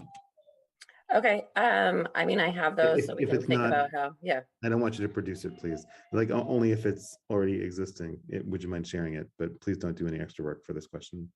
And I do think the town probably makes that public too, though they don't have all the student information behind it, obviously. I would really appreciate it if you could direct me to that so I could dive in. Mariah, then Helen. I just wanted to make one comment that what you're alluding to, we've talked about enrollment drop, but really what's going on is enrollment uncertainty, right? And we just need to continue to emphasize that we don't know, where this is going, and now this year more than every other year. And so it's challenging. And I'm just piling on to your statement, Suzanne, and emphasizing it. Yeah, and Megan and I also talked about, we did this last year at some point, but sending out a survey to families too, to make sure we're getting as much information as we can about what their plans are for the upcoming school year. So we'll have a little bit more data too. Sooner rather than later. We would ask for that information eventually, but we'd love to have it in May rather than August.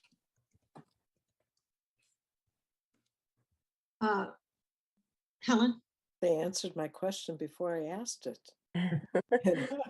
That was exactly, I couldn't remember if we'd done that before, but it's perfect. I think it's a good idea. We'll get some information. We may not get all of it, but at least, if people are watching and looking, it would be great to know that.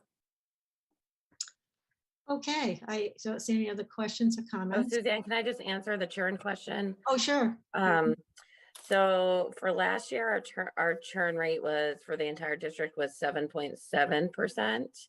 And for our EL population, it was 28.6.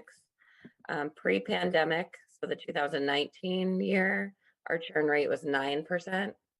And our EL churn rate was 36%. And just for comparison, Newton's churn rate last year was 3.9%, and their EL churn rate was 17%. So just for comparison, we're more than double some of our surrounding towns in terms of our churn and mobility. If I remember correctly, I think we're much closer to Boston in what their churn rate is in Cambridge, those two communities, than to Newton or the western suburbs.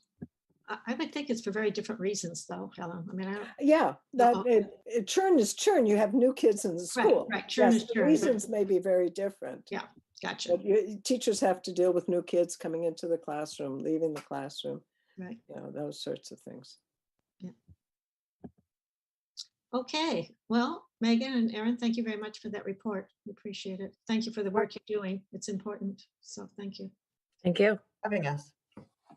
Robin, let me check in. Is our next speaker is Mike Toffel. Is he available or no? He is. He is. So I guess we should go to Article 23 if he's available. And I am going to turn this over to David. I get to participate and vote, but I'm not going to lead the discussion on 23 and 24 because my spouse is one of the co-sponsors for 24. So I cleared it all with legal and all of that, but I just wanted to be forthright about that. So David, I'm going to turn 23 over to you. The one speaker we have is Mike Toffel. All right, so we'll now be dealing with Articles 23 and 24, which are related in that they both pertain to field surfaces in town. Mike, if you'd like to go ahead and summarize warrant Article 23 for us.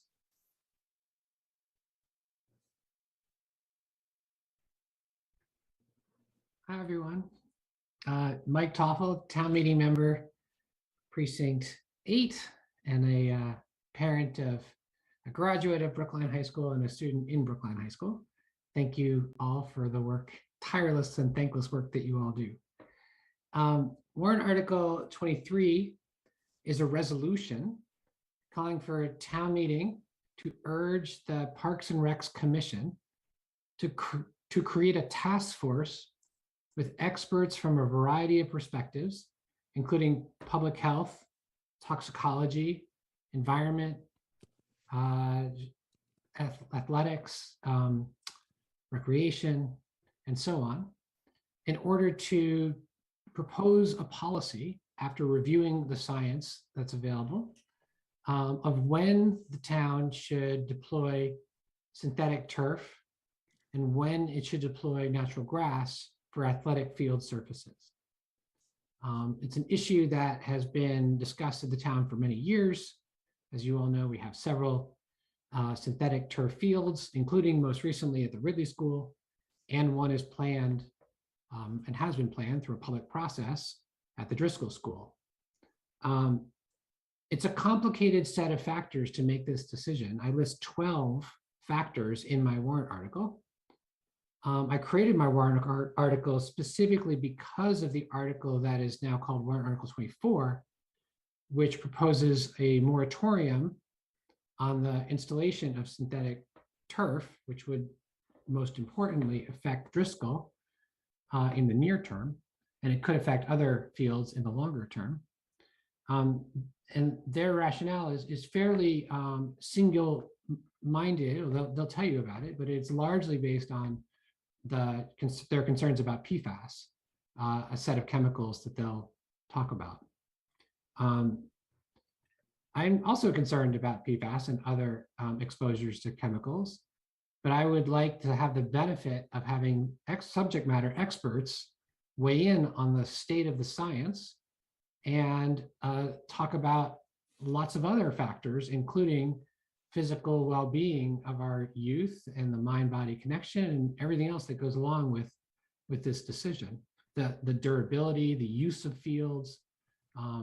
Usually you take grass out of commission in the growing seasons, and so on.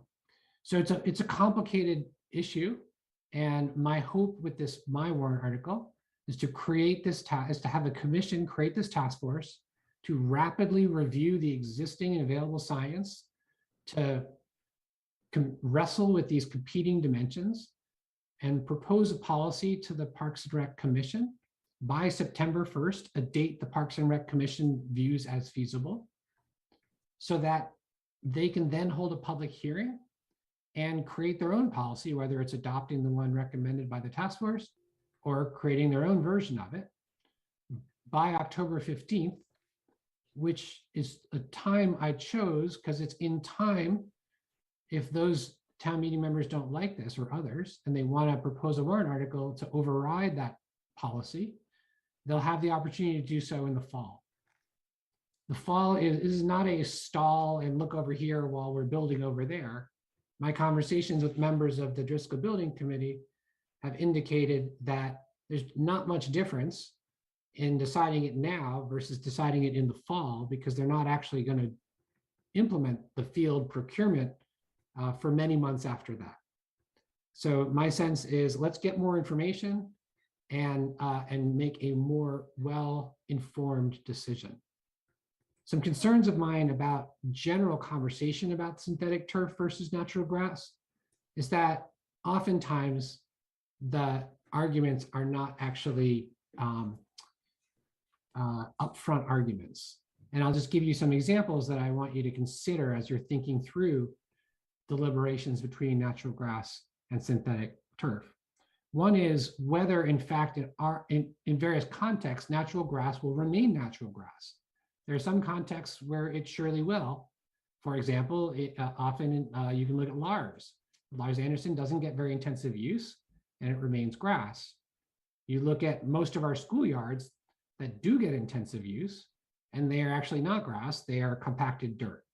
Very different aesthetics and very different safety profile for our youth and adult athletes who use those fields. So are we talking about grass, or are we actually talking about compact dirt versus synthetic turf? Natural grass could stay natural grass adjacent to our K-8 schools if we had more land. I don't hear anyone proposing to demolish the houses around Driscoll in order to double or triple or quadruple our field space, or if we reduce programming. I don't hear anyone suggesting that we should cut some sports teams or reduce the availability of our fields to demand that already exceeds our current ability to supply them. You also may hear comparisons to other towns who have imposed moratoria, who have the luxury of much more land. Communities like Concord, a very different density than Brookline. I wish that we knew more about PFAS. I think some convey the urgency of PFAS as a known concern. I think there's early inklings that it might be a concern, is my best read. And if people are going to make scientific arguments, I would encourage you, just as Stephen wanted to dig into the data, to get access to whatever peer-reviewed articles they are actually talking about, and take a look at them yourself and make a decision, or listen to the health department if you want to consult our health department. When people think about cost comparisons of the various alternatives, make sure you're thinking about all the costs, not just the first costs, the costs of installation, but think about the cost of maintenance and the cost of rehauling after a certain duration of their durability. When people talk about the health concerns of synthetic fields, they often are citing studies that are actually about the health concerns of crumb rubber. Crumb rubber is problematic. This is primarily ground up tires that have chemical additives designed to improve the durability of tires without much thought about their use in athletic fields. That was not their design. Fortunately, Brookline Parks and Rec is already moving away from crumb rubber, just as they did at Ridley School, where they have a organic infill of crushed coconut husks and sand, the same material that is planned for use in Driscoll. So when you hear about toxicology, make sure you understand what exactly are we talking about. This also has implications for heat island effect. Synthetic turf fields with crumb rubber are indeed quite a bit warmer. So when people are citing studies about the difference in temperature, make sure you're paying attention to the relevant comparison, which in our case would be to organic infill, not to crumb rubber infill. Similarly, people make comparisons based on the surface of the actual field. It's not actually the relevant thing to think about. What is relevant is 36 to more inches above the field, which is where the players are. And it turns out that the heat island differential is greatly mitigated, even just a few feet above the surface itself.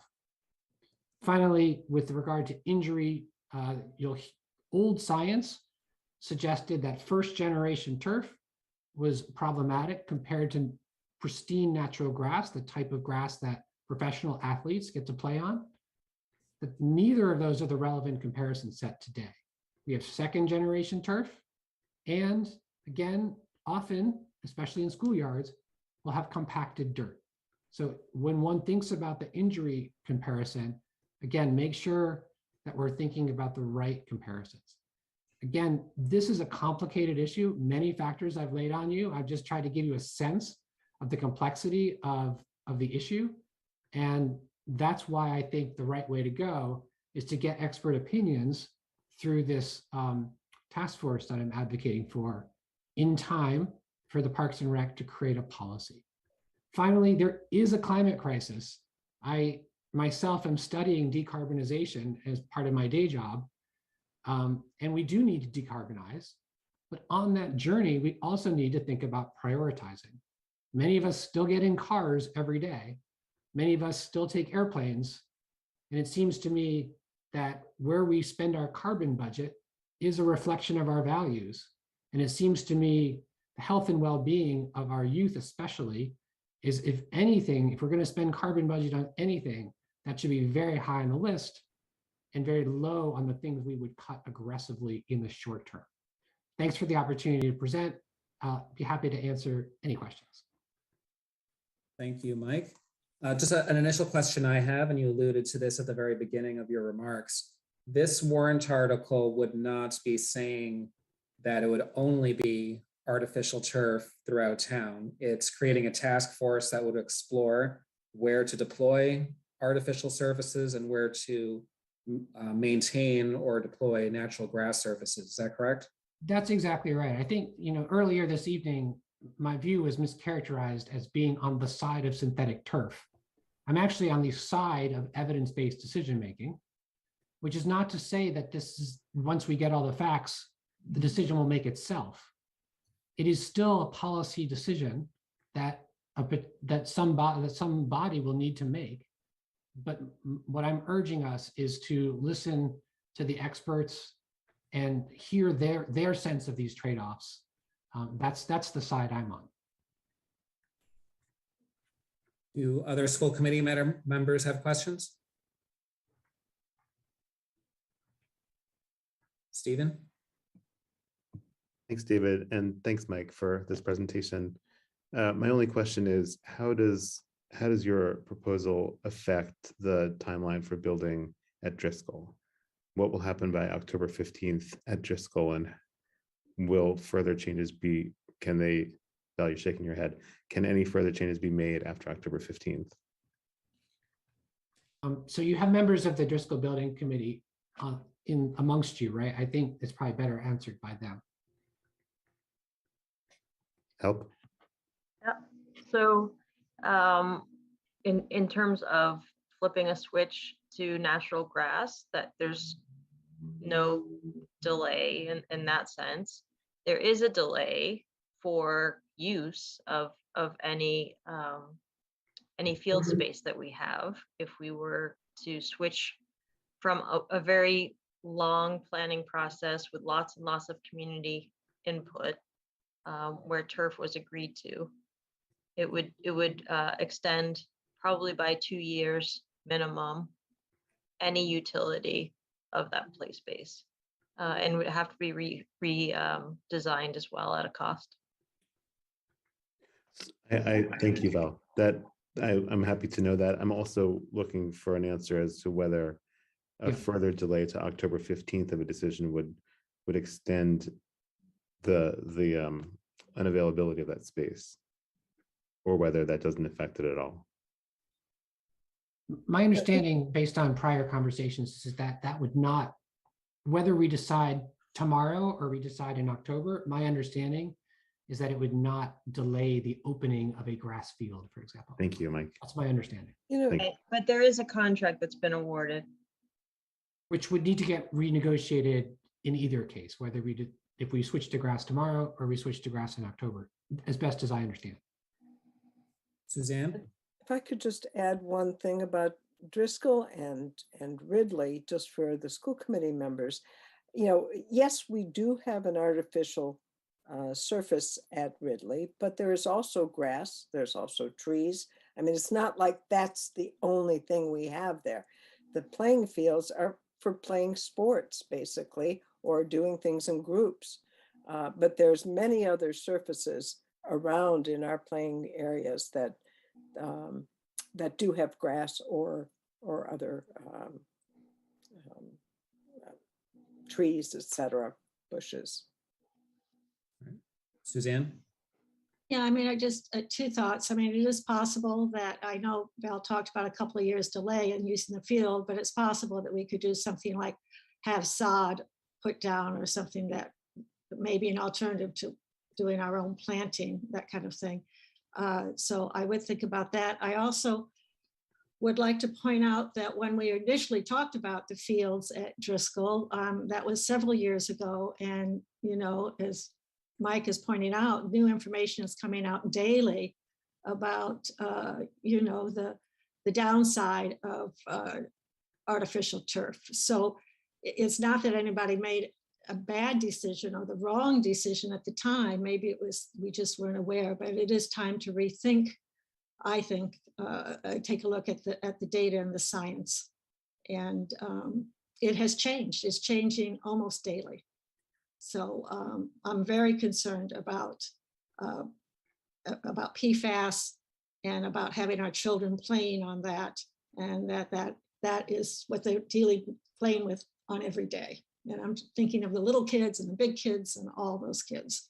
So I will say, as a principal in an urban area, maybe a little more urban than here, that offering them a field of natural grass was a gift to give these children. Some of them do not have yards. That's true in Brookline as well. And to give them the opportunity to be on fields that are grass and natural and healthy and safe is worth a lot. And so I'll say more about that as we get to 24. Thank you.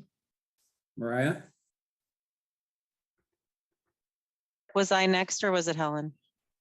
Helen already spoke, so I just want to let everyone speak at least once. Okay. I was going to say that I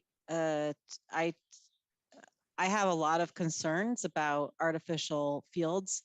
When this first came around last time with the high school field, I guess it was, I think I was a lot more agnostic on sort of the trade-offs.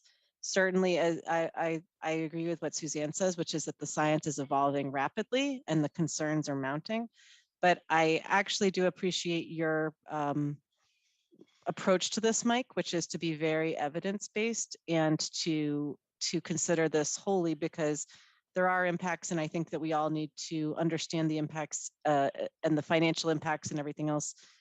Personally, I feel more comfortable with children playing in mud or dirt than I do in the turf fields. But again, this has to be evidence-based, and so I appreciate that perspective, and I'm supportive of that. Jennifer? I do want children to get outside and play, and I do support physical fitness and health and wellness, and I do want us to have all the information, but I have read and we've received a number of pieces of information, and I am very concerned about infill, even organic infill it is my understanding based on what I've read, and I'm not an expert, and I do recognize that PFASs or PFAS can be found in organic infill, including in things that are not crumb rubber or plastics like coconut husks and engineered wood and things like that. So I am concerned that those things will leach into can be breathed in, can get into children's bodies. And so I am just concerned that I would rather have kids play in clean grass and healthy air and mud than to have toxic materials get into children's bodies. So I'm just concerned. I'm concerned about the possible toxicity of turf and its long-term impacts. And I understand that there are trade-offs, but I have some serious concerns about artificial turf. And I understand there are trade-offs, but it's a really tough trade-off for me. It's just really tough. And I'm not opposed to study. I'm just not sure how, that it's a tough trade-off for me. I don't know that I could trade off anything for that health and wellness. That's just where I'm at. I don't know. That's really tough for me. So I'm just trying to be really honest. I'm not opposed to studying it, but I did kind of feel, I know that there was a lot of study with Driscoll, and there was a team of people who were working on it. I was still surprised that we were putting it in, putting the turf in, and perhaps there is a balance in town, and there are places where we do have turf, and I know that there are a lot of people in town who want or need it. It's just not something that I feel strongly that I can support myself. I may be outvoted, but that's just where my conscience is. Helen?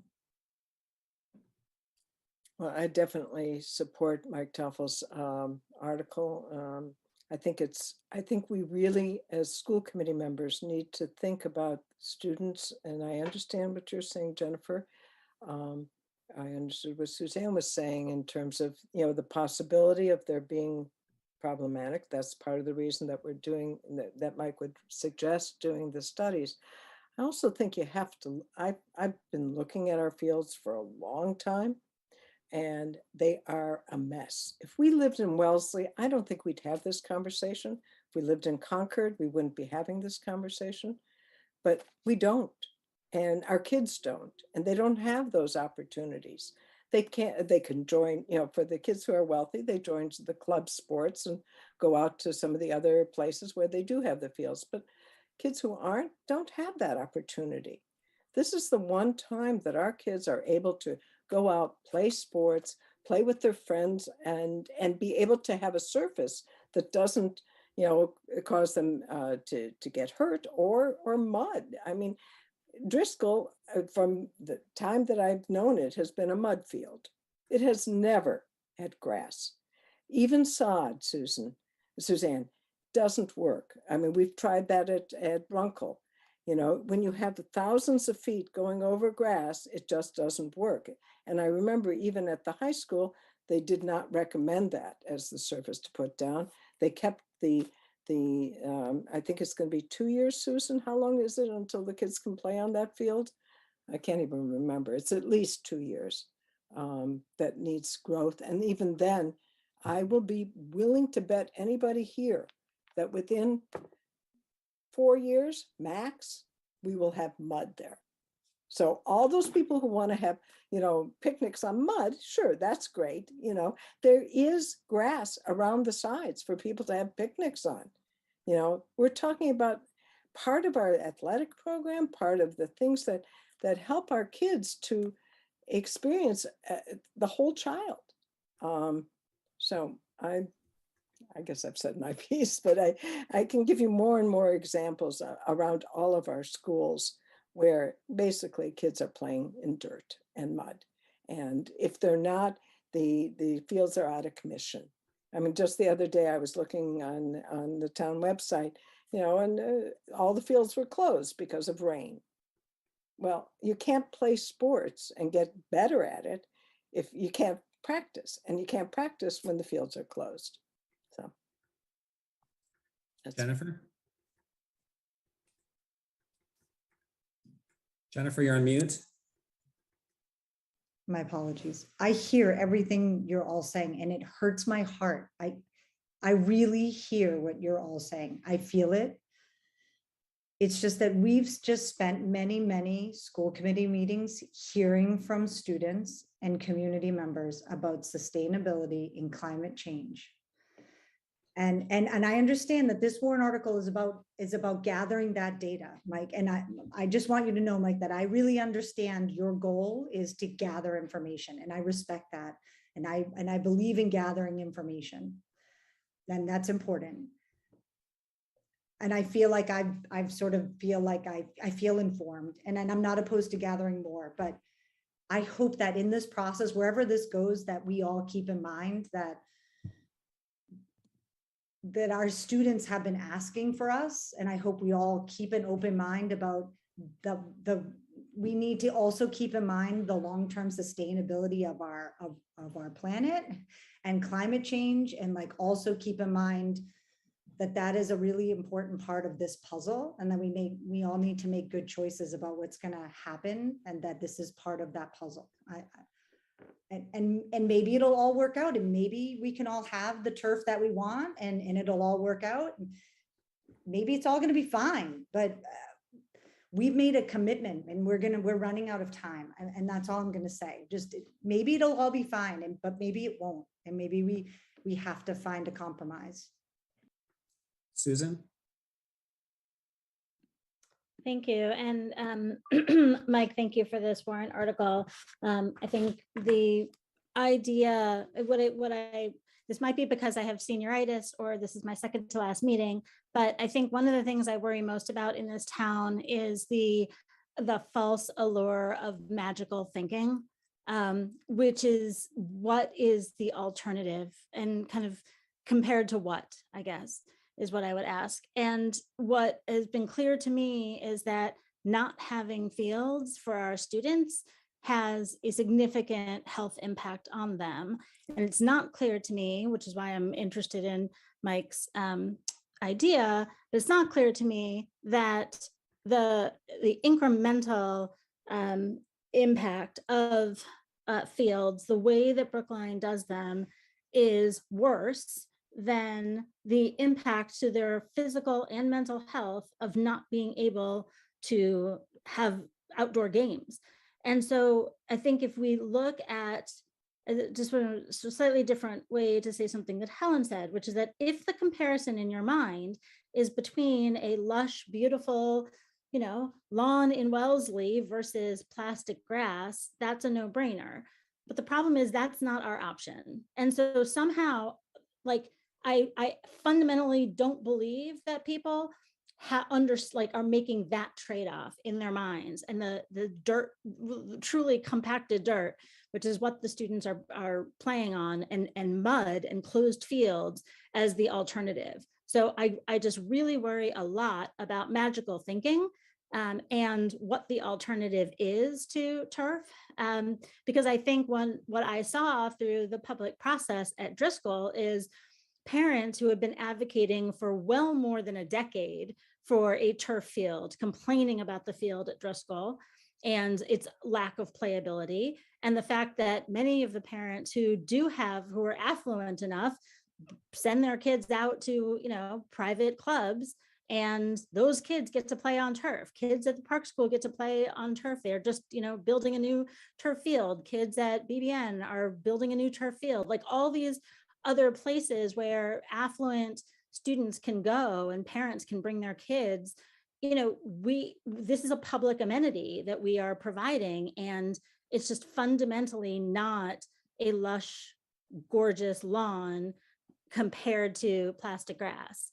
It is a dirt field that's compacted and oftentimes out of service entirely due to field closures.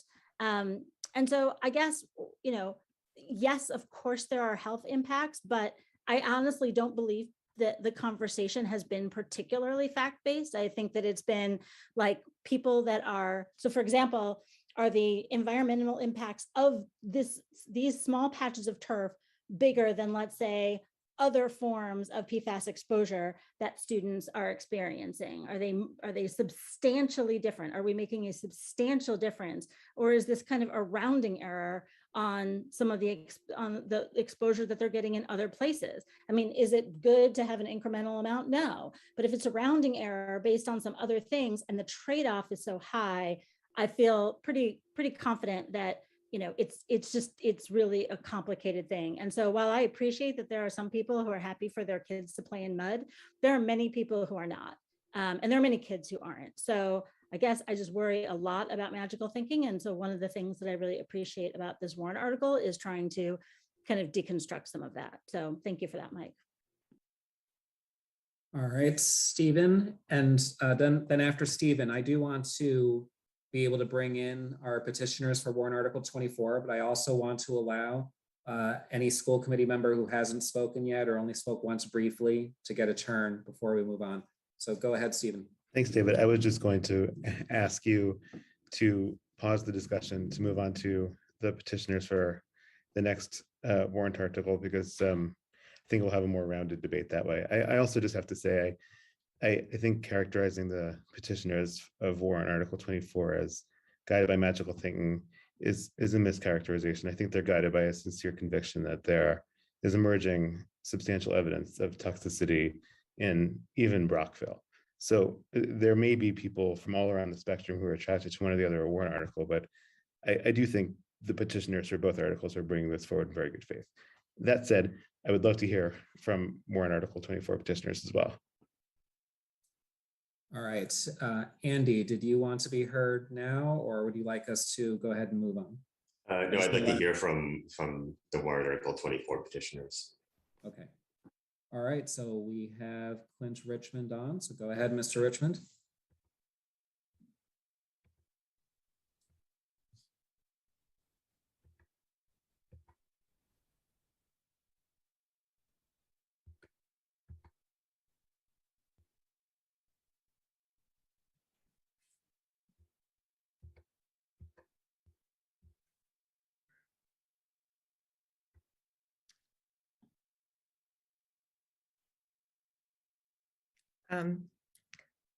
Hi, can you guys hear me? This is Susan Helms Daly. I'm listed as Clint Richmond because I used his login to join the meeting. I'm not sure if I'm allowed to change that. I am. Okay. Thank you so much for the opportunity to speak to you guys tonight. Is there a chance I could share my screen? Do I have the authority to do that? Yes. Robin, okay. Okay, great.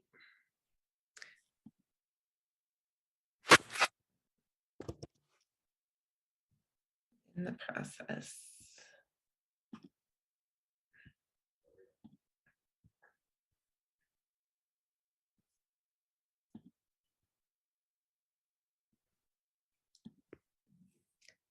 All right, can everybody see the screen? Yes.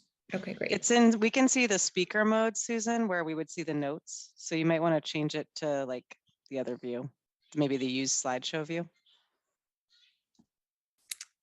Thank you, Mariah. You're welcome. Okay. Thank you again for the chance to speak with you all tonight. I've listened to quite a few really thoughtful questions and conversations about this, and I share everyone's concern about the difficulty of the decision lying before us. So without further ado, I'll just summarize a little bit about what warrant article 24 says, and I'll first introduce our co-petitioners, Clint Richmond, town meeting member from precinct 6, Claire Stamfer, former town meeting member and doctor, me, Susan Helms Daly, a town meeting member from precinct 1, and Andrew Fisher, town meeting member as well. Okay,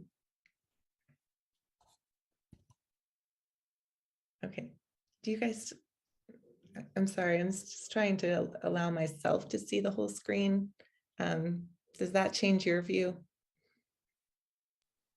It does, back to like regular edit view. Yeah, all right. Sorry, I You wasn't can see the able notes to. on this version, Susan, so you may want to just keep with presenter view. Okay, I just wasn't able to read my own slides in presenter view. Okay, there we go. It's still in presenter view for us though. It's not? No, it's in presenter view and where you can see the notes and everything too. Really? Yep. If you maybe just again click on the use slideshow and just go with it. But then I'm not able to see you guys. I mean, you guys are blocking. Okay, I'm going to move you over here. So anyway, summary of warrant article 24 says that Brookline shall not install artificial turf on any town property for 3 years, except to maintain or replace existing turf fields. The idea would be that in 3 years, any new artificial turf could be installed if it's free of organic fluorine. This language is not currently in the warrant article, but because of questions that we've received this week, we're considering adding clarifying language that specifically grandfathers in Skyline and Soul, which are kind of on the capital, they're in the capital plans for replacement in the next 5 years. Let's see, moving on. So you guys have heard already a lot about the pros and cons of artificial turf. We certainly concede that there's less maintenance to it, and it would address the growing demand for field time by all of our sports enthusiasts in town. And I'll also say, I'm a mom. I have kids playing sports. I have kids in Brookline schools, and I'm 100% sympathetic to these needs. It's just that we feel that the cons outweigh these pros, and the cons include loss of multi-use green space for dogs, for picnics, for other non-sports uses. They do contain toxins known as PFAS. We'll talk more about that in a minute. They do require replacement every 10 years. When we replaced Downs, that was 115 tons of solid waste that's laced with toxic chemicals. A not insignificant percentage of our total annual waste that we create in Brookline. The temperatures on artificial turf really can be significantly higher. I'm not going to dwell on the injuries issue that I concede that we're not talking about compared to professional, professionally maintained grass fields. But there are certain injuries that are more likely on artificial turf, and there certainly are climate impacts. This is a petroleum-based product. And why we feel a committee would not necessarily help resolve this question is mainly that, for one thing, turf manufacturers are not forthcoming about the products, about the contents of their product. So it's hard to get great science when you don't have a great list of chemicals that are involved. We also will not have scientific certainty about the impacts of artificial turf anytime soon. As several of you have noted, new studies are coming out all the time. And furthermore, we also support evidence-based decision-making. It's not that, but it's really that it's not going to come down to some black or white scientific finding. It's going to come down to how we as a town prioritize these kind of heart-wrenching trade-offs that we're facing.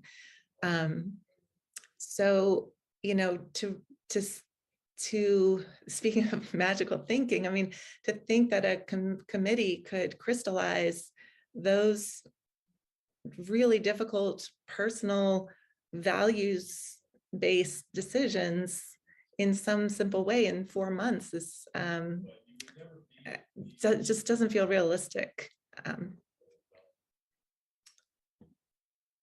So a couple of things about PFAS. They are called highly persistent forever chemicals by some people because they do not break down in the environment. They are highly persistent.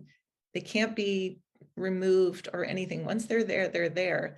And they also accumulate in people and animals. There are more than 10,000 of them, making them very hard to study and regulate. And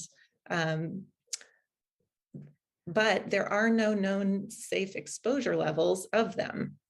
The Toxic Use Reduction Institute, which is at UMass Lowell, is calling for them to be regulated as a class because it's too difficult to set up separate regulations for individual ones. I won't read all these health effects that have been linked to PFAS, but you can see there are quite a few. The Massachusetts Department of Environmental Protection establishes a drinking water standard of 20 parts per trillion with a T for the sum of 6 specific PFAS. And we know that PFAS are in artificial turf and not just the old versions. This is showing a current map of where there are already levels of PFAS in our drinking water in Massachusetts above safe levels. So all of this leads us to invoke something called the precautionary principle, which is a widely used principle in international treaties and other environmental policies.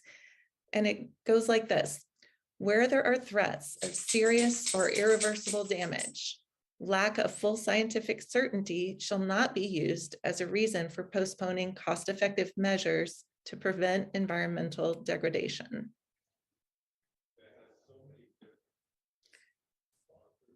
I'm not going to dwell on these health and safety issues as much. I think the motivation behind this warrant article for the petitioners is largely more environmental based.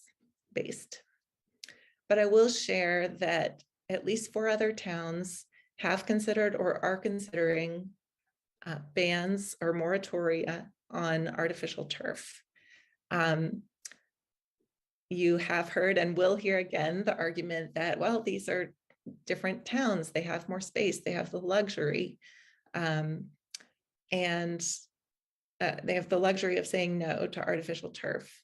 But to that, I would just say, if, you know, poison is poison, and if you have the, if you're going to say no to poison in one community, why wouldn't you say no, even though it's more difficult to space-wise in our community? So I get that we have really hard, just a hard situation and hard trade-offs to make. But I would also urge you to think about the health and safety of the kids and whether, you know, whether we can continue to expose them to this risk. These are a few of the current supporters of warrant articles 24, and I think we'll stop there. All right, thank you very much. Next up, we have Claire Stamford. Claire can't be with us at the moment. All right, well, we have you now, Mr. Richmond, so why don't you go ahead? Thank you very much, Mr.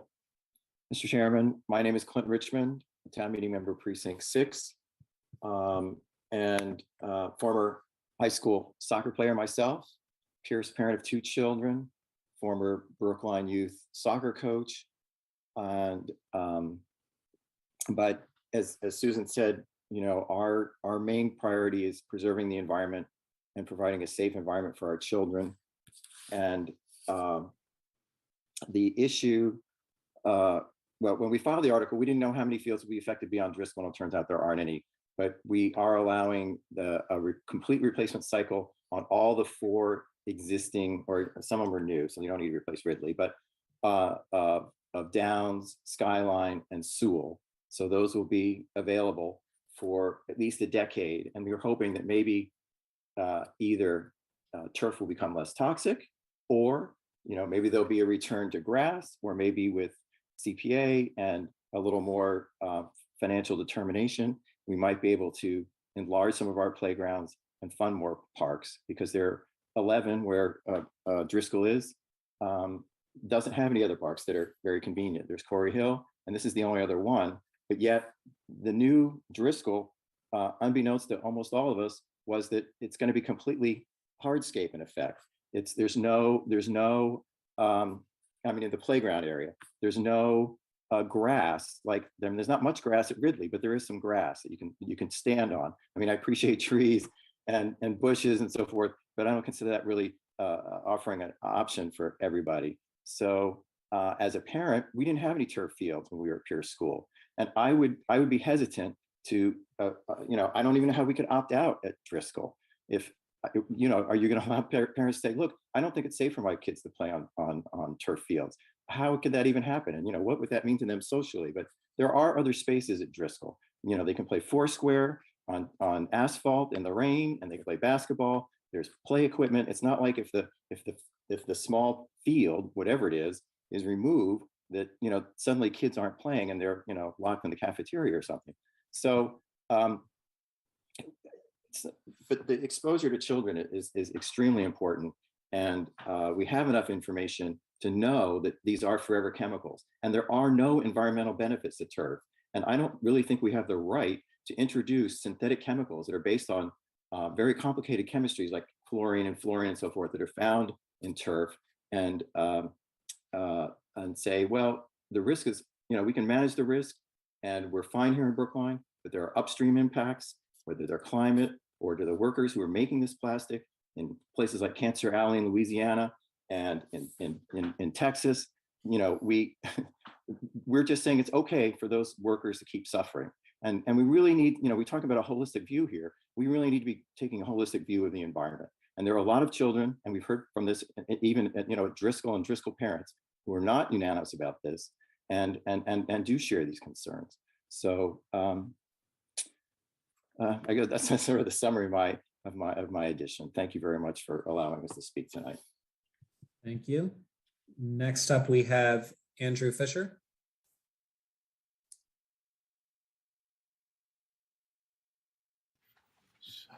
Sorry, it took me a second to unmute myself.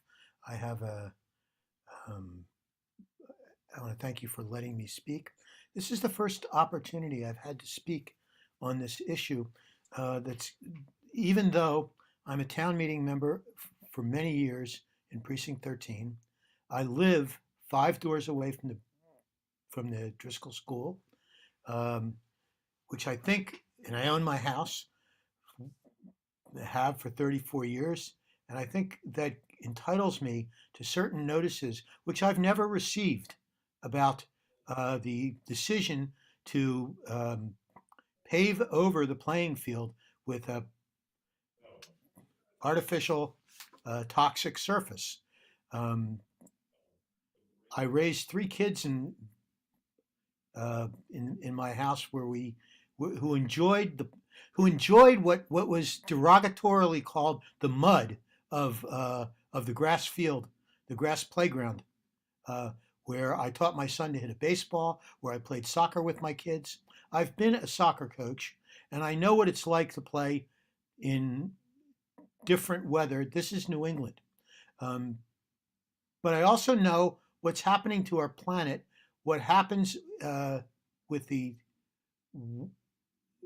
what happens to the water table when we pave over all of the open space at Driscoll. I've watched the degradation of the neighborhood where I live in as more of what was open space is being paved over. And I don't think that's a healthy thing for the planet. I don't think that it's and I think that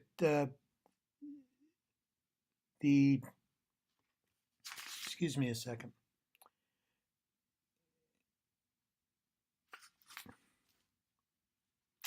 I understand the need for caring for playing fields properly, and I understand that we are becoming a more and more urban area with more and more kids and young adults and adults looking for open space to engage in athletics and playground space, places where kids can throw a frisbee, can fall on the grass without the dangers of falling on a hard surface. And I think what we need are more playing fields in Brookline, not to pave over the playing fields that we have. Again, my point of view is referred to in a derogatory way as wishful thinking. I think it's the contrary. I think it's wishful thinking to think that we can pave over the open space and have it not have an impact. I think it's wishful thinking to think that we can put in playing fields with chemicals where we don't know what the hazards are going to be, where it's wishful thinking that it will cost less. We're finding that that's not true already, to put in playing fields, to pay a lot of money to put in a rubberized field with chemicals that are not healthy for us. It's wishful thinking to think that that'll be a solution to a problem of needing more grass playing fields, more natural green surface. We're not creating more open space or green space. We're paving over green space, and that's not healthy for a whole assortment of reasons. And it's wishful thinking to think that that's going to solve the demand for playing fields. I think that it's why we've asked for a warrant article that would let us examine the risks and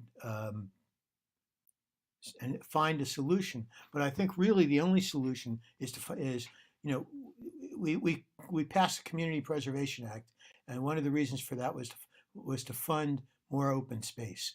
We have a commitment townwide for open space.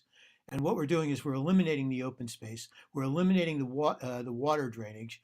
I suggest if we're going to study this issue further, we look at the Tory group at University of Lowell that has put in playing fields in Lowell, in Springfield, in cities that are not just Wellesley and Concord, but urban spaces, more urban than Boston. Marblehead is another one, where with proper maintenance, you can maintain a playing field organically and have ample hours of play. But what we really need is more Mr. Fisher, more if you open can, space. you can try to wrap up your remarks. Yeah, We're I am. trying to keep petitioners to What around we 5 really minutes. need is more open space, and paving over the open spaces is inconsistent with the goal that we all seek, more playing fields for our children. All right, thank you. Now, as we did with Article 23, I would like to give each school committee member an opportunity to ask questions to the petitioners or initial thoughts. Then we'll go to those who signed up for public comment for the public hearing, and then have the broader discussion. Valerie? Thank you. For any of the petitioners, I just want to make sure I'm reading this correctly. The effective date is 2025 for the moratorium? That would be the end date of the moratorium. And for the moratorium on new artificial turf being built. Okay, I'm not sure that it doesn't read that way to me, but okay, thank you. Anyone else? Can I just ask Val to elaborate? I'm just curious how it reads to you, Val.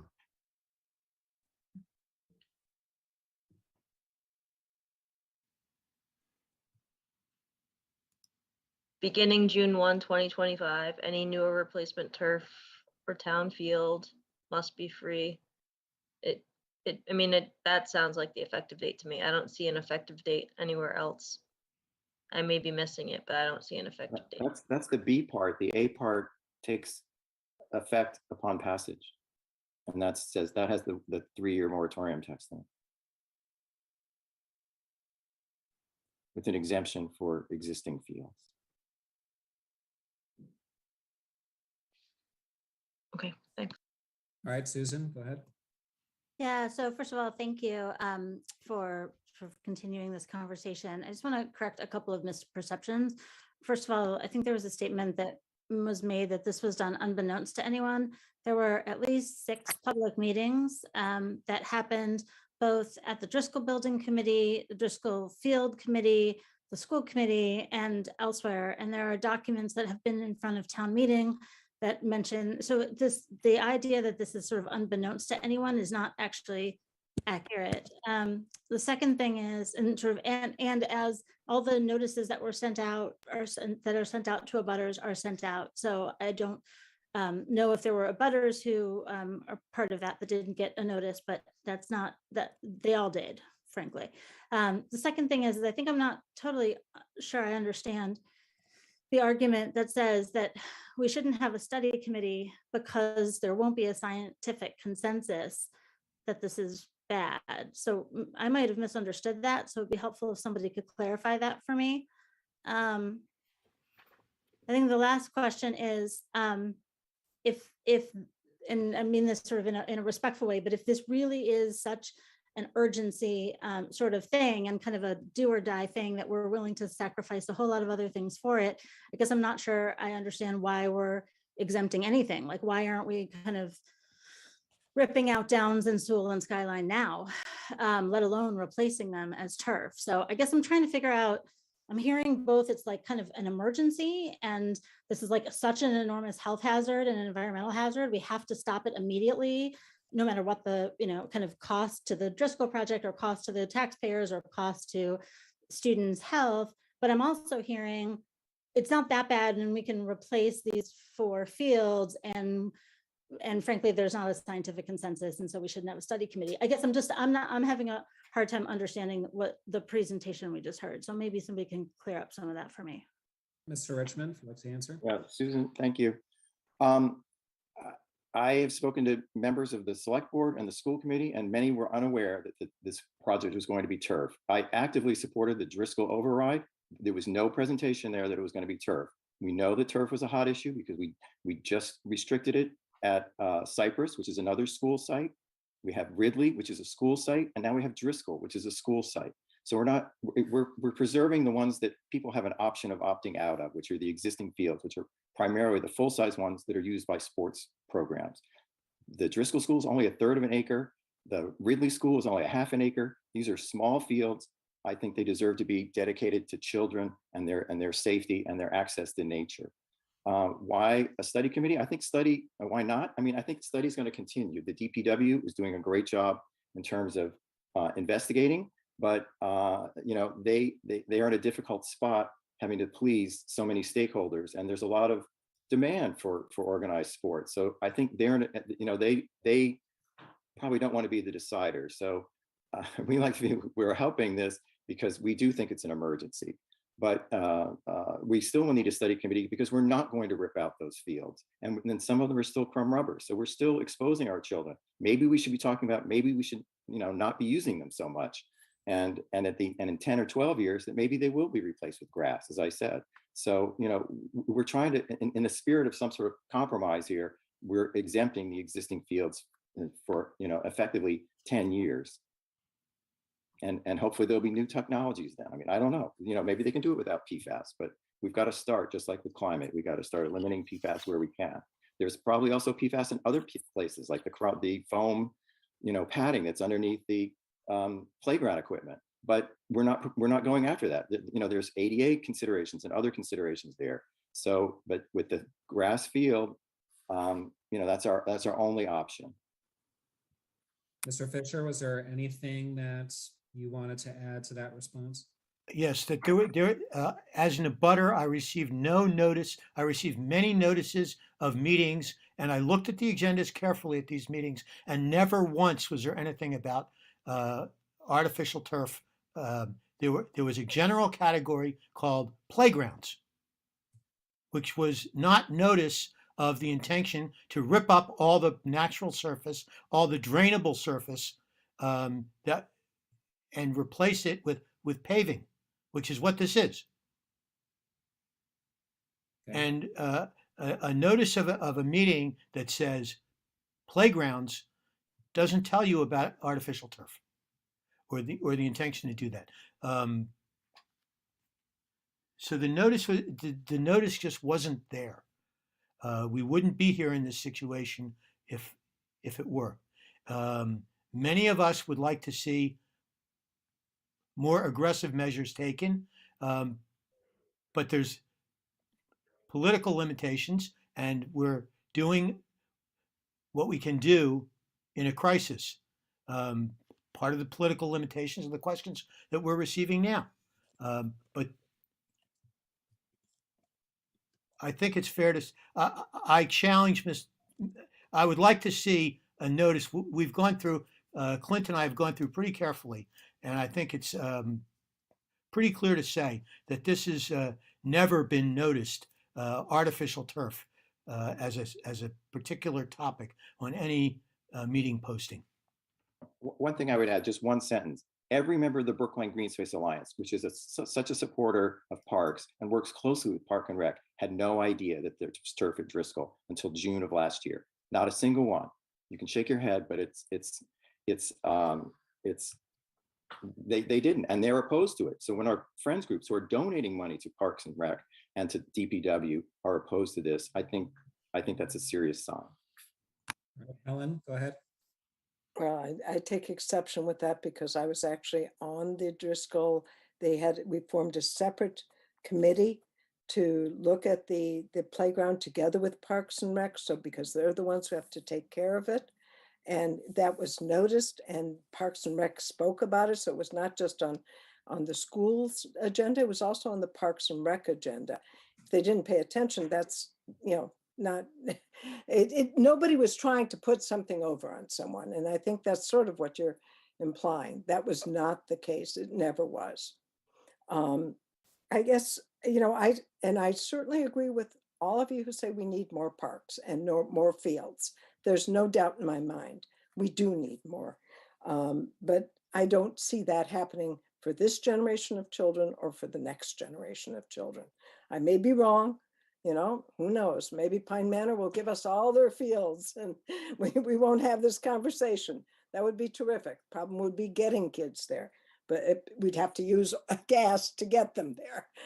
But one thing that didn't make sense to me in your presentation had to do with the PFAS and what you used, the example you used was the PFAS in water and drinking it, and sort of putting that together with what PFAS are in turf and assuming it's the same. I guess I'm a little confused about that one. There was a slide you had about that.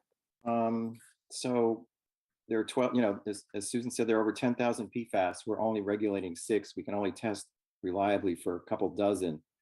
It's just to show the extent of the contamination of PFAS already that we're having to intervene in so many towns and cities to clean up the water, which means expensive carbon filtration. And that's why we're requiring in the B section of the warrant article that we test for total fluorine, which can just detect anything. It doesn't have to identify any specific PFAS. In Brookline in the water. No. This is in the turf. The warrant article requires that that any turf be tested by an independent laboratory that's acceptable to the Department of Public Health or DPW. Sorry, DPW. I don't know. They might work with health, but so we want to verify that these products are PFAS free. Have I answered your question? No, but the example you used in your presentation had to do with water and PFAS in water and the mountain water. Well, that's just a proxy for total PFAS, and because the state only just started the PFAS testing program a year ago in water, and the EPA is not requiring it. So we're having to develop a whole infrastructure to address PFAS within the state because it's not being done yet at the federal level. They work even more slowly than our state house. Yeah, but okay, thank you. Maybe I could clarify. I think that PFAS that's found in the PFAS is increasingly becoming a danger because of it's invading many products. which is a subject of another one of Mr. Richmond's warrant articles. But the PFAS that may or PFAS that will be in the artificial materials that substitute for grass will leach into the water, will leach from the playing field into the, and eventually make its way into the water system. PFAS in water is becoming increasingly a hazard to drinking water throughout the Commonwealth, particularly in eastern Massachusetts, where we're more thickly settled. So that the PFAS the PFAS particles that are forever chemicals, they never dissipate, will eventually make their way, whether it's from the playing field directly or from the removal of the playing field at the end of its 10-year lifespan, will eventually be in our water system.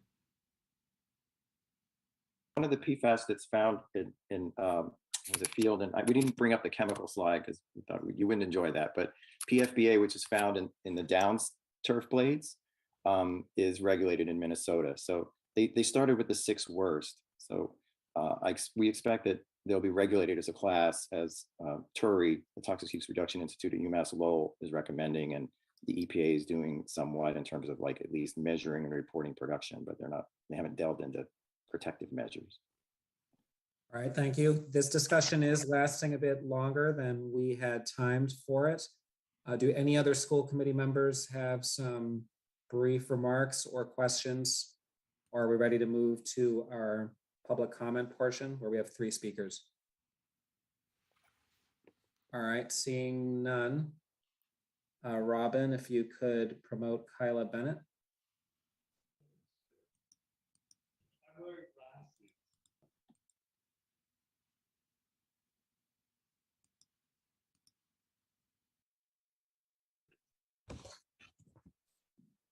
Thank you, Mr. Chair and committee members, for allowing me to speak. My name is Kyla Bennett, and I am a PhD ecologist and a lawyer. I am the Director of Science Policy for Public Employees for Environmental Responsibility. We're a national nonprofit organization. No one is paying to have me here tonight. I'm here to urge you to reject artificial turf in your town. For years, environmentalists were focused on the toxicity of the crumb rubber infill used in synthetic turf installations. But in 2019, I was the one who discovered PFAS in the grass blades and the backing of artificial turf. I started to fight these projects across the country, and the industry started to fight back. There is an industry playbook that's used to attack the science, and it's being used here. You will hear that I was not trained to collect samples without contaminating them. That is not true. I was trained, I'm a scientist, I did it correctly. You'll hear that there aren't any PFAS added to synthetic turf components. This is not true. We have videotapes of consultants admitting that PFAS is necessary to extrude the molten plastic from the molds. We have an email from a manufacturer saying they wouldn't know how to make artificial turf without PFAS. You will hear that if PFAS is found, it's very low background levels. This is not true. There is no such thing as an organic background level. All PFAS are man-made, and they've all been placed there. You'll hear that undisturbed soils have more PFAS contamination. This is not true. They always use the study from Vermont. Vermont happens to be, it sounds like a clean state, but it happens to be the 4th largest generator of PFAS waste. Plus, all of the ski wax, which is filled with PFAS on those cross-country skis, that's why their soil is contaminated. It's not a fair comparison. You will hear that the PFAS that they find in turf is not regulated by Massachusetts. That is not true. On Martha's Vineyard, their own consultant, Tetra Tech, found 2 PFAS regulated by the state, PFOA and PFHPA, in the turf, the backing, and even the so-called organic Brock fill, that infill. Moreover, as Clint said, Massachusetts is reassessing its current regulations, and they will likely add more PFAS for regulation and lower the MCLs, the regulatory limits, next year. You will hear that the amounts are so minute that it doesn't matter. This is not true. In November of 2021, EPA reassessed the toxicity of 3 most common PFAS, and they found that there is virtually no safe level. Like lead, there is no safe level. PFAS can be dermally absorbed, it can be inhaled, and it can be ingested. It is dangerous for your children to play on these fields. I can say that with certainty. It is dangerous. It also, this artificial turf is going to end up contaminating your groundwater. It's going to be contaminating someone else's drinking water. It's going to end up in the ocean where the lobsters are filled with PFAS. It sheds, each field sheds up to 218 kilograms of microplastics every year. Microplastics have now been found in our lungs. It does get insanely hot, up to 180 degrees in New England, even if you're using an organic infill. Also, and perhaps most importantly, recent research shows that these artificial turf fields are a very, very big part of climate change. They're methane gas emitters. They're plastic. You can't recycle them. They're going to shed, and they're full of PFAS. So please listen to the science, not the people who are paid to promote these fields. Thank you. All right. Next, we have Cornelius Howland.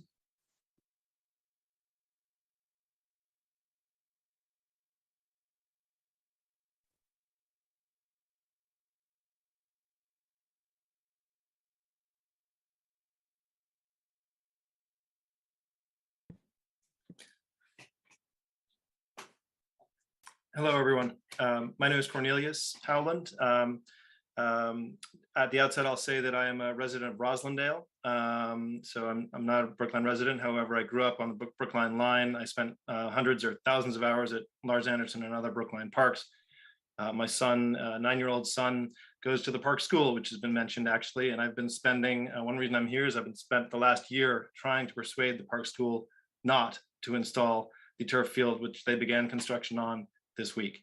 I recognize that my son, because of our privilege, has access to the park grass fields, but as I will mention, I include him in my considerations here as to the avoidance of turf. I guess I'd also like to mention that I'm an athlete. Maybe not as much as I used to be, but I played soccer and lacrosse through college and high school, and I'm deeply believe in the value of sport and outdoor physical activity for all of us, our children and ourselves and everyone. I wanted to see if I could step back for a moment and suggest that we're facing a situation here that is not unusual for our species. We're incredibly innovative, we're incredibly competitive, and we want what we want when we want it. And that's been wonderful for many reasons. But we have now, among many other technologies, with artificial turf, created a technology that offers a solution to a problem caused by nature. Grass is affected by weather and can only bear a certain amount of use. And this technology, artificial turf, certainly in its current form, is so attractive, I would dare say so seductive, that we tend to ignore the truly staggering costs, the wider costs to all of our well-being. We cannot avoid a lot of what has been mentioned already. The limited lifespan of this product, which means it must be manufactured, transported, installed, and disposed of at least every 10 to 12 years.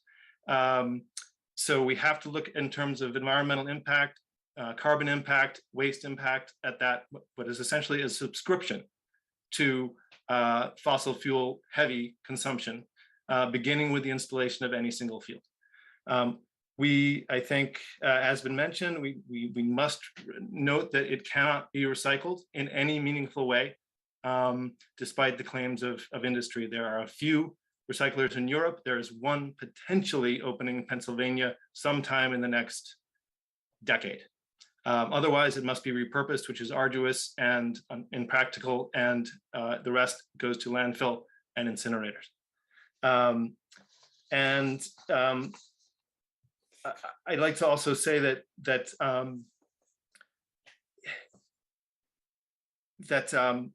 it's, to me, a question of a want-need spectrum. I'm a father. I love sports. I love the outdoors. I want my child to be able to play outdoors. I want him to play in more of the year than ever before, which is what turf allows us to do. But what is the wider impact for all of us and for my children, my child and his children? And I have to be willing to sacrifice indeed his ability to play certain sports outside at certain times. And I'm willing to do that. I'm willing to do it for myself. I'm willing to fly less. I'm willing to drive less. We must, for the sake of all of us and our children, start to make really painful decisions. And that's really my perspective on this. Thank you. Thank you. And our final public speaker, Pete Rittenberg.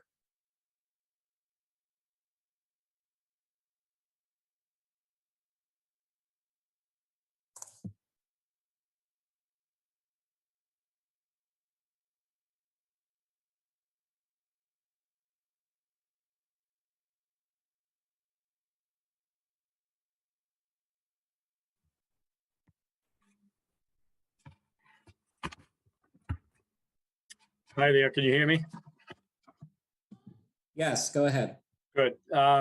Thank you for the time. I know it's been a long night. I'll try to be brief. I know a lot of my points have been covered in different ways. I appreciate both sides of the argument. And I appreciate, the level of discourse here. I also appreciate, because I learned of this issue about a month ago, warrant Article 24. And began to go to some meetings. So it's already, the discussion's already evolved in some good ways as far as I'm concerned. I've been the athletic director at Brookline High School. This is my 18th year. And that means I've been here long enough to have participated in the 2006 and the 2020 Parks and Open Spaces studies. And I know I'm not going to get into the weeds of those, but they clearly document the deficiency in field space in Brookline. They make recommendations, including some of the things we've heard here: acquisition of new space, more turf, more lights, on and on and on. Sorry.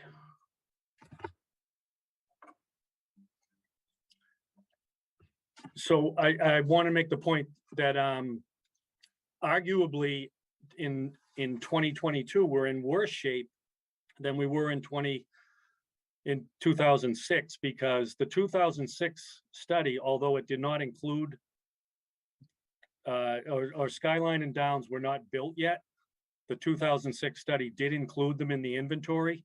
And our programming at the high school, I won't speak to other areas of the recreation and other sporting programs in the town, but our high school programming has grown significantly.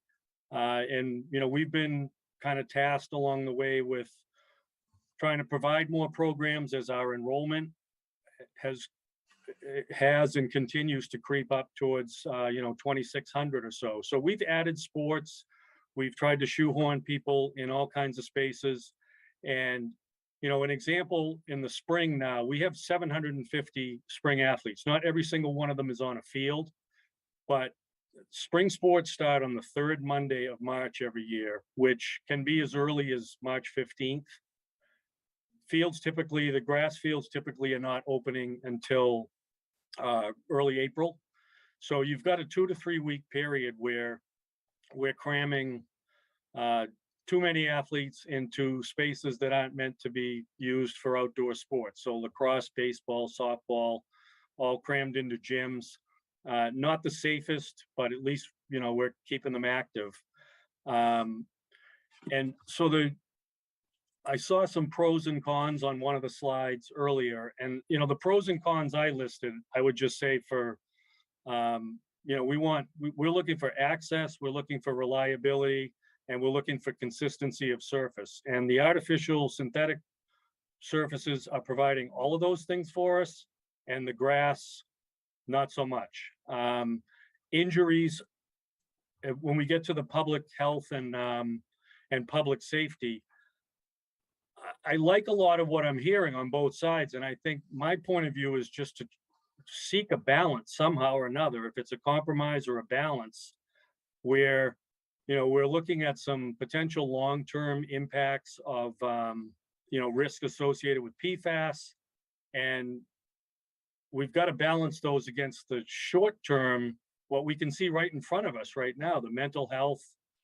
We've got mental health crisis going on with young people, and for high school students to be participating in their sports as fully as possible, I think is critical right now. The physical health that goes along with that, the social, emotional component of it, all of that, you know, every time it rains or if we can't get on these fields, we're canceling practices, we're canceling games. This compounds itself as the spring goes, because we'll get to, you know, we've got leagues, schedules and so forth that need to be completed. So you get into situations with postponements as the season goes on. You're playing, you know, 3 days in a row in games, or you know, 4 or 5 games in a week sometimes. And it's just, it's not ideal. And the synthetic turfs mitigate that safety issue. I think the other concern in watching some of the slides that I just saw, some of the injury stuff was glossed over, because the uneven playing surfaces really are especially lower leg injury risks. The turf fields, when they're not in their ideal state, are pretty treacherous around here, and I'm sure we can provide some detail.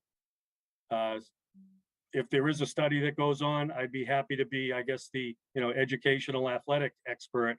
I don't pretend to be the environmental expert, scientific expert, but I do believe I have a strong perspective on educational athletics. And I think that some kind of balance has to be struck in this conversation, and that we don't leap either way into something too fast. Appreciate the time. Thank you. Thank you. Now, do committee members have any thoughts in response, and do you feel ready to vote tonight? Stephen. I just want to ask a question of Mike Toffel, or someone on the committee who might know. The language of Article 23 states that the town meeting will urge Parks and Recreation to do this. Is that binding? Is town meeting urging the same as a mandate and a requirement? Don't laugh at me, Mariah. Mike, can you chime in on this? This is the eternal question, is whether or not a resolution is binding, but yeah. Oh, really? They're all just urging? Wow, you asked Mike, I shouldn't comment. I'll let Mike say what he thinks. Sorry, could you repeat the question? I was, you know, I couldn't hear you. If your resolution does pass, does that mean that there will be such a study group that will deliver its findings by October 15th? First of all, the study group would deliver their findings by September 1st. Sorry, the policy. Yeah, no, because it's not a bylaw. So it requires the cooperation of the Parks and Rec Commission to actually engage in the process and rapidly appoint a group. My sense from talking to staff is that they will do that. And I coordinated with them to ensure that the dates are not just picked out of thin air, that they actually are feasible from their perspective. And Okay. indeed they are. Thank you, Mike. Sure. If I can just make a comment then, David. What? I'll just say that I'm broadly and strongly sympathetic to the petitioners of Article 24. And I do believe that it was brought with a sincerely and reasonably held conviction that the emerging scientific data supports the fact that PFAS could very well turn out to be more like asbestos than like grass. However, given how polarizing this issue seems to be and have been for the community, and given the fact that the timeline for construction in Driscoll doesn't seem to be likely to be affected by a study group, I think at the very least for social cohesion purposes, a study group is a good idea, because it might bring more people around to the point of view that these are in fact dangerous chemicals as they study the more recent scientific data. So I just wanted to share my reasoning. Thanks. Thank you, Stephen. Next, Mariah. I want to agree with Stephen. I actually used that same example of asbestos in a private conversation earlier tonight, but I also agree that it's worth airing the conversation, not just to talk about social cohesion, but talk about the sort of the cost and commitment that not pursuing this would entail. So I am in favor of warrant article 23 for that reason. Suzanne? Yeah, I am in favor of bringing both articles up for a vote tonight. Just to let people know, Superintendent Guillory has suggested he might reschedule his presentation for another night since we're already an hour over schedule. But I think it would be good to go forward and take a vote on both articles. All right, would any other school committee members like to be heard? Jennifer? Is it impossible? Is it an impossibility to support both warrant articles? Is that a silly question? Is that an impossibility? No, it's not an impossibility. I think you can, and I actually think I might vote yes on both of them if we vote on both of them tonight. You can do that, yes. Can I ask a question about that? What does that mean? So what are we directing? I mean, if one says do the moratorium and the other one says study it for 3 months and then decide whether to do the moratorium. So I just don't understand if they both pass. Like, I don't understand. Okay, so I'll tell, well, I don't know. It seems like either or. Well, so I'll tell you my perspective and then, but I can't answer for everyone. So I feel strongly that I am deeply concerned about this, about the danger of these chemicals to our health and to the earth. I believe that the science will bear that out. But I also support that I think it will benefit all of us to learn as a community about this. So why can't we do both of those things? Why can't we learn as a community about those things? And I can also say that I support a moratorium on not using artificial turf. I mean, that's my theory in voting that way. I support us all learning more, and I would also say that I support us not using artificial turf. So each person can vote as they see fit, but that would be my theory, Susan, is why I would do that myself. I understand Jennifer's position, because if we are about to embark on something that does in fact turn out down the line to be extremely deleterious to the health of our youths and to the community as a whole, because everyone's essentially using these playgrounds, not just our kids. Of course, our kids are of foremost importance to us as school committee, but it's really something that affects the entire community. I would rather err on the side of caution. And then if we learn that we're wrong about that and it's not as dangerous as we think, we can always change later. But to me, the presumption should be on the side of being safe and maintaining our health. However, that being said, I would have appreciated if we could hear from the Department of Public Health or have a better understanding of what the current data is showing, because we hear bits and pieces about various elements, but not a holistic comparison to, and I understand it's difficult to do, but the risk of exposure to PFAS, for example, versus the risk of greater injury from playing on uneven surfaces. And it's difficult to make that kind of comparison, but both are obviously highly relevant to this discussion.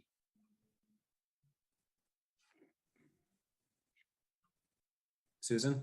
Yeah, I guess I understand that in the abstract, if something is very, very dangerous, then we should err on the side of caution. But I guess what I'm trying to understand is what would happen between now and when this study committee would come back that would require us to vote for a moratorium and a study saying we need more information about a moratorium. because like nothing's going to happen in these 3 months. And so I guess I just don't understand what harm we're preventing. It's not like there's an injunction against something. Nothing's going to happen. So I guess I just don't understand it. I guess I'm also really confused. I'll just say I'm far more confused now than I was at the beginning of the hour, because I'm hearing from people who don't live in Brookline, multiple people who don't live in Brookline potentially, that this is like an enormous crisis. And I'm also hearing, but it's not politically feasible to take it off of these other 4 fields, and it's okay to like compromise our health over there with this.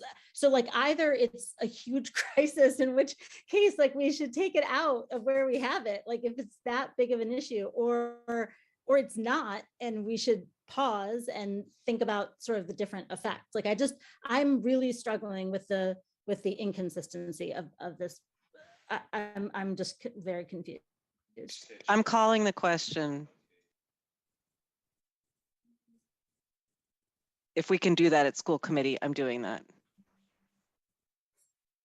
All right, Andy, did you want to speak at all on this? We haven't heard from you tonight. Not trying to put you on the spot. You don't have to. Just in Well, case you just have. But I mean, I have been listening to the conversation to try to understand my own mind. At this point, I don't feel ready to be controlled completely by the precautionary principle. You know, not when the obvious effect is going to be to deprive our students of the opportunity to do something that makes life worth living, in this case, to play sports. And so I'm not going to support an immediate ban on synthetic turf. And to Susan's point, if it's not going to, if we're going to have the results in 3 months and it's not going to impact the Driscoll project, it is difficult. I do understand that. David, does calling the question exist at school committee? We haven't done that before, but I think we certainly can go ahead and move on to a vote. So We go by Robert's Rules of Order. Yes, it does. So it does. So, okay, I called the But you have question. to have a second. Do I have a second, Andy? Yes, yes.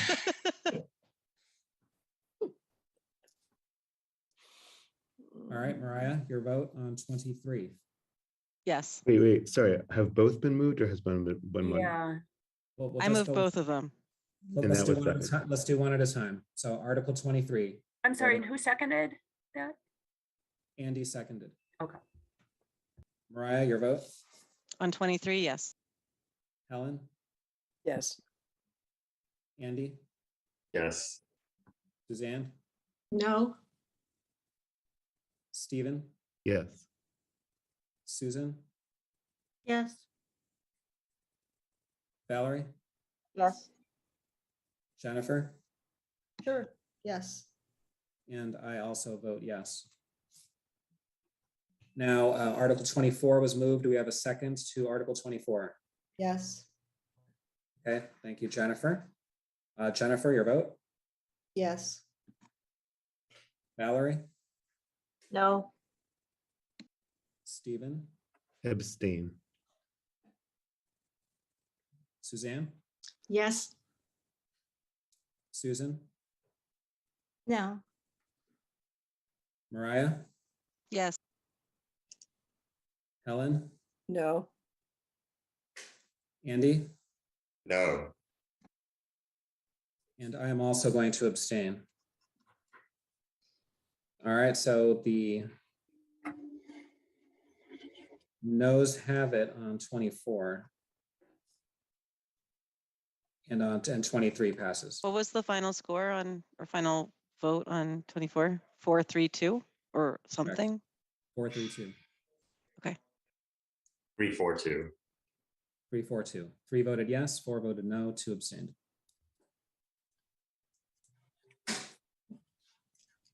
All right, so that concludes the warrant article discussion for tonight. Suzanne, back to you. Yeah, okay. Thank you, David, for doing that. And thank you for all our presenters.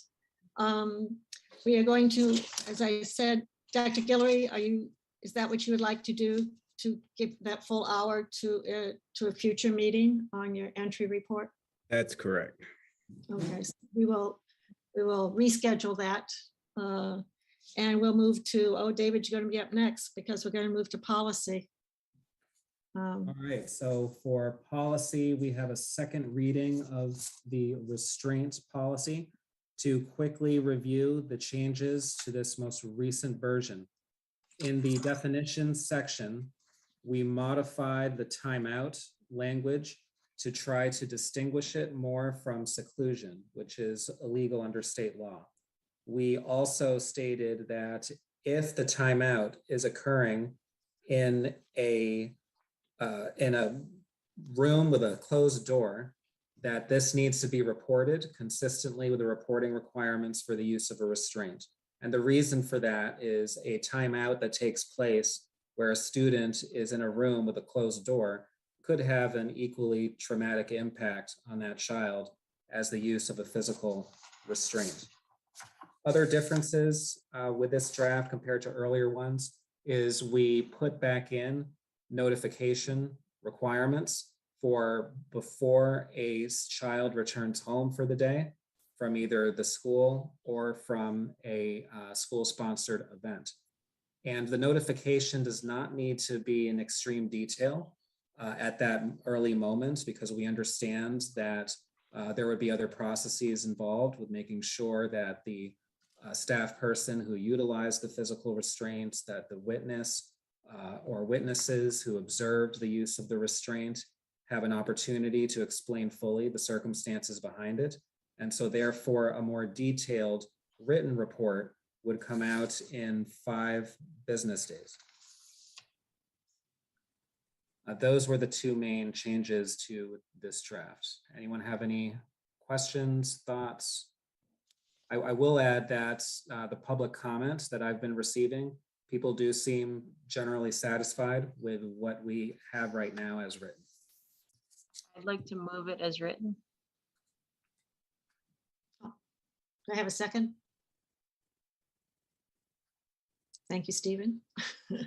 Any more comment? We ready to vote? Jennifer?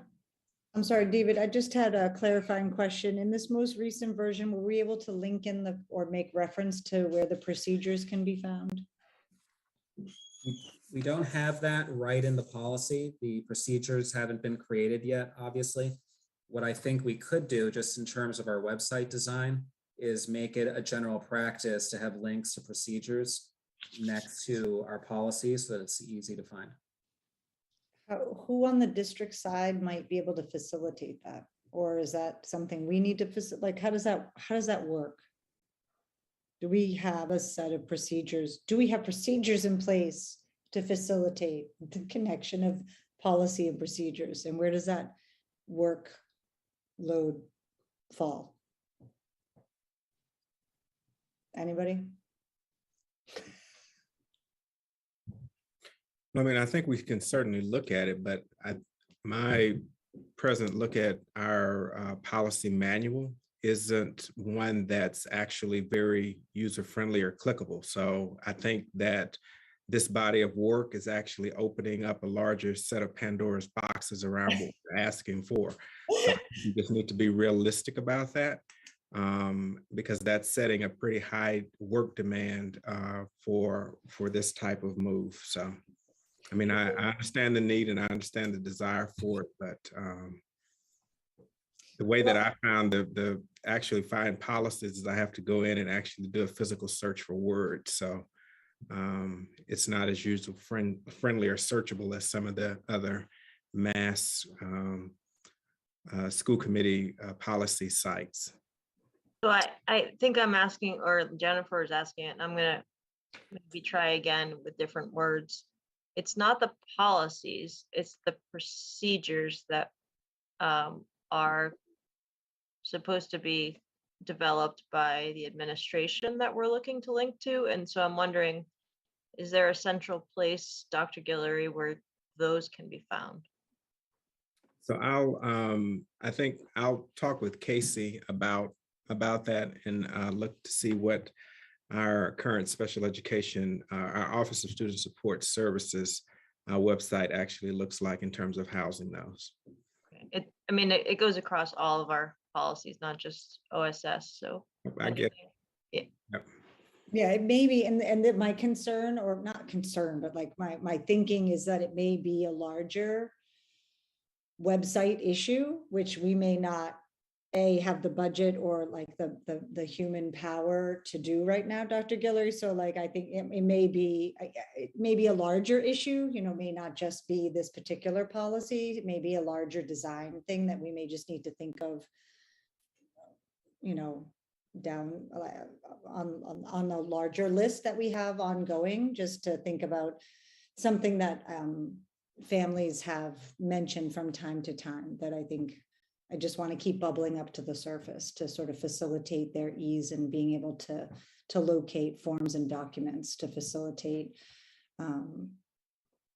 ease in finding things, facilitating their use. Sometimes families will note that they've found documents in several places, and I just think it's part of the overall design, and of no fault of, as someone of us not having them. It's just it's a functionality thing. That's all. Thank you. Okay, should we take a vote? This is on the physical restraint policy. Okay, Mariah? Yes. Stephen? Yes. Andy? Yes. Helen? Yes. David? Yes. Jennifer? Yes. Val? Yes. Susan? Yes. And I vote yes as well. David, my understanding is that we're not talking about sustainability tonight. Is that correct? That's correct. We're going to work on that some more at the policy subcommittee, because we have some community members who are very interested in working on that further. Did you want to bring up the pesticide policy tonight? If members feel ready to vote it in, then yes. So quickly, the main changes to this policy, which we had actually approved not that long ago, we heard back from DPW. They wanted to insert language around our commitments to complying with the Massachusetts Children's and Families Protection Act. So that language has been added to this version. However, I did make some additional modifications to that in response to concerns raised at the policy subcommittee. Mainly, the concern was that if we state our commitment with the Massachusetts Children's and Families Protection Act, and there's something in that act that would essentially undo the rest of our sentiments behind creating this policy, that would be problematic and obviously defeat the purpose of this policy. So as a result, I qualified the language of our commitments to complying with the Children's and Families Protection Act by saying that we would comply as a minimum standard that this policy exceeds, because obviously we have to meet minimum requirements of state legislation regardless. I do think it's fine for us to include mention of that specific act, since it is what governs pesticide use currently for anything that's impacting children. And beyond that, the changes were very minor. So for example, the DPW proposed that we define a pesticide as an EPA regulated substance. There was a point that was made that there may be substances that are not EPA regulated that would still, by common sense, seem to qualify as pesticides that we would want covered in this policy. So I removed from the DPW version the EPA regulated part, and the definition is a pesticide is a substance or mixture of substances intended to prevent, destroy, repel, or mitigate pests, or used as a plant growth regulator. Then some other language the DPW proposed that is added on the second page. When is it necessary that pesticides be applied? There's now a number 6, allowing for an emergency waiver approval from the Brookline Director of Public Health. That to me certainly seemed appropriate, and I believe the subcommittee was supportive of that as well. Any additional questions, or are we ready to vote for this? Somebody want to move the policy, move the motion? Helen, thank you. Do I have a second? Oh, you have a question? No, I had a question. Oh, go ahead. So why did DPW want the reference to the mass law? Because our previous version didn't mention it at all. And Oh, this is the law that governs pesticide use in at general. sites Okay. that have children. All right, thank you. That's helpful. Does someone want to move the policy? Thank you, Stephen. Do we have a second? I'll second. Thank you, David. Any other questions or comments before we vote? I just say thanks, David, to you and the policy subcommittee for your many iterations on this policy. Okay, Mariah, Yes. Stephen, Yes. Andy, Yes. Helen, Yes. David, Yes. Jennifer, Yes. Val, Yes. Susan, Yes. and I vote yes as well. Okay. Thank you, David. Thank you to the policy subcommittee for the work you're doing. I know you have a full schedule on your next meeting, so you're busy, busy. Thank you. We have a subcommittee and liaison reports. I would like to just announce that we have created a new subcommittee, the DEIJ, Diversity, Equity, Inclusion, Justice, and Val has agreed to chair that for us. So thank you, Val. And our members are Val, Stephen, Andy, and Mariah. So thank you for that. I think you're still working on your first meeting, right, Val? Not to put you on the spot. We are. That's fine. That's great. Does anybody have any subcommittee or liaison reports that they would like to give? Jennifer. Yes, I need to give the committee an update from the curriculum subcommittee.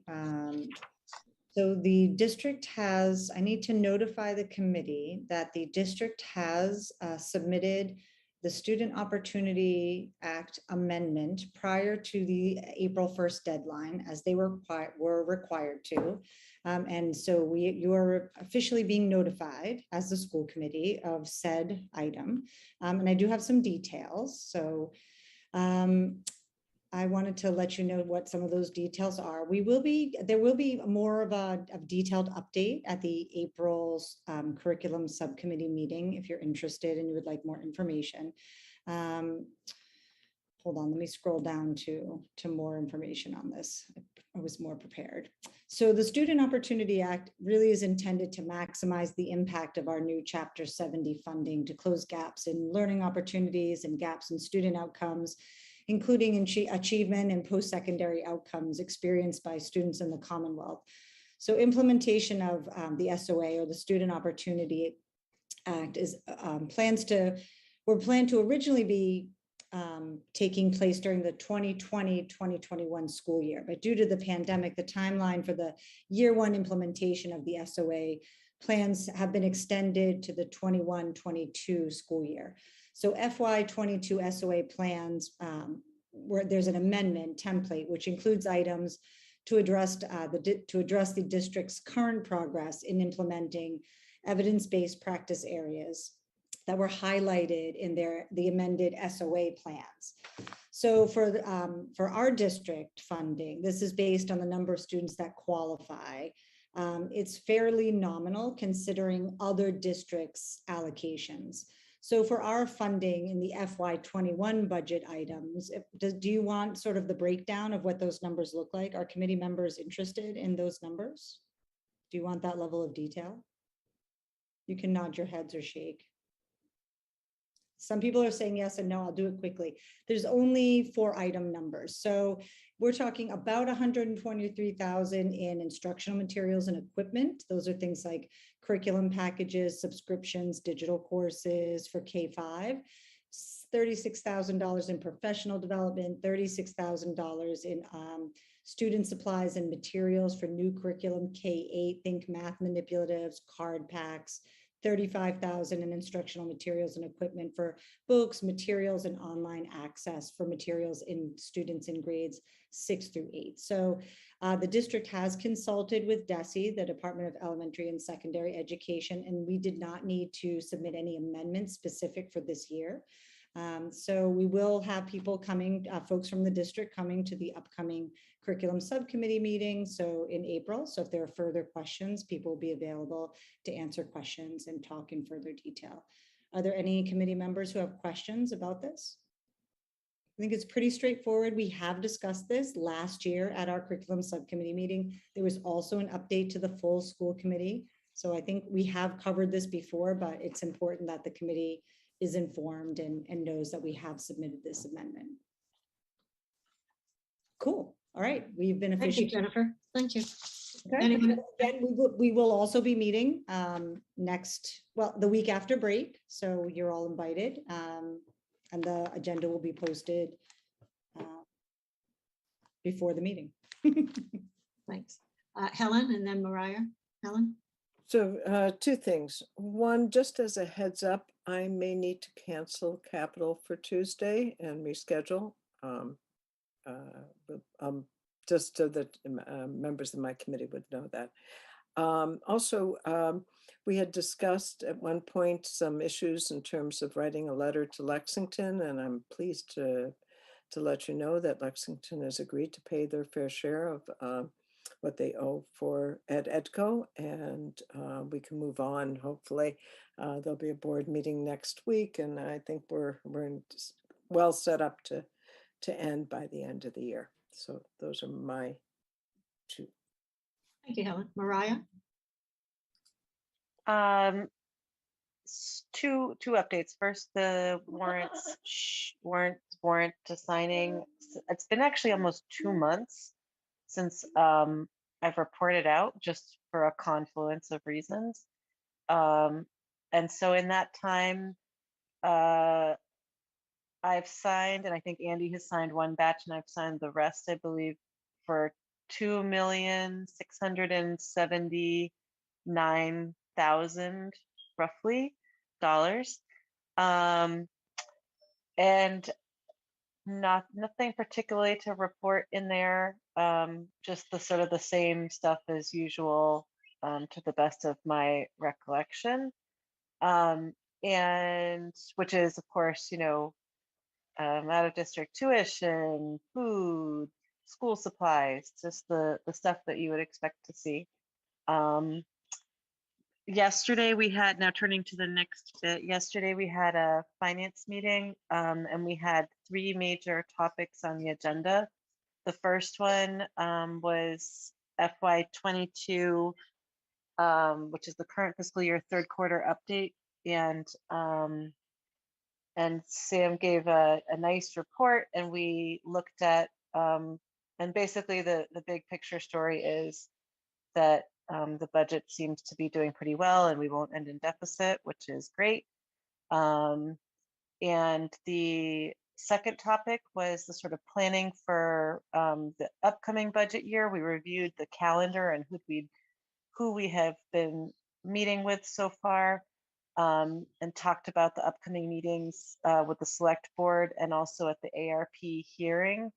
I sent out an email this afternoon to school committee to just ask for confirmation of people who could speak both at ARP and at select board. So if you all could just look at that email and just confirm, like ASAP, if you can do that. I heard from Andy and from Val. I think I'm just waiting to hear from David and Susan, and I'm sorry, someone else. But if you could just get back to me as soon as possible so we can confirm those speakers, that would be great. And then the third topic at finance was looking past fiscal year 23 to fiscal year 24, and we drafted an initial memo to the select board to request an override to be placed on the ballot during fiscal year 23, and that we would identify a dollar amount. We would provide them with a dollar amount in the subsequent to the memo, and that memo will be reviewed by the full school committee. I believe it's on the going to be planned for the docket on the 27th. And I think that's all the updates I have. Thank you, Mariah. Helen, do you have your hand up again? I do. I'd forgotten about one liaison. I attended the Steps to Success board meeting. I think it was last week, March 30th. It was a couple weeks ago. And It was a very good meeting, very interesting. It's now been 20 years that STEPS has been in Brookline, which is pretty amazing. And I think many of you, if not all of you, may not have met the new STEPS coordinator who began last summer, Juan Cantu. And so at the meeting, in speaking with Leslie Ryan Miller, we thought that it would be a great idea to have him come and present together with Sophia, who's the Brookline coordinator, to the board, to the committee, so that everybody could know what's happening at STEPS, and sort of the exciting work that they're doing. I think it's really important work. And so I'm not sure when that'll happen. I'm hoping that the chair and Dr. Guillory can work out a date. Oh shoot, and I don't have the date of so there's a number of galas happening in the next month or so, including STEPS, which has a gala happening at Lars Anderson, the Innovation Fund is having one, I think it's April 28th, if I'm not mistaken. And the Brookline Mental Health Center is having their gala. So they're all, and the Teen Center, if I'm not mistaken. So there's a lot of events to go to for people. That's all. Thank you, Jennifer. I don't have it's not a very long update, but I did want to let folks know that I have a meeting with the China Exchange Program folks with the board there, and been talking about how we can keep the program up and connected. And so conversations are ongoing, and some networking has been going on with the folks who have been running the Newton China Exchange Program as well. So conversations are ongoing. Although there is no planned exchange for next school year, conversations are ongoing about how we can do maybe some virtual communication, and the conversations are ongoing, and I'll update you as things go on, but people are still working on that. Thank you. David? The policy subcommittee next meets this coming Monday, the 11th at 5 o'clock. Among the policies we will be discussing, we will be having a broad overview of the policy against discrimination, harassment, sexual harassment, retaliation, bullying prevention policy, prohibition of hazing, student code of conduct, student rights and responsibilities. We will be discussing those policies in the context of the recent racist incidents in the public schools of Brookline, and we had very sadly yet another one quite recently, as we all know now. So we're going to be looking at what we have in our policy handbook to potentially address some of these issues.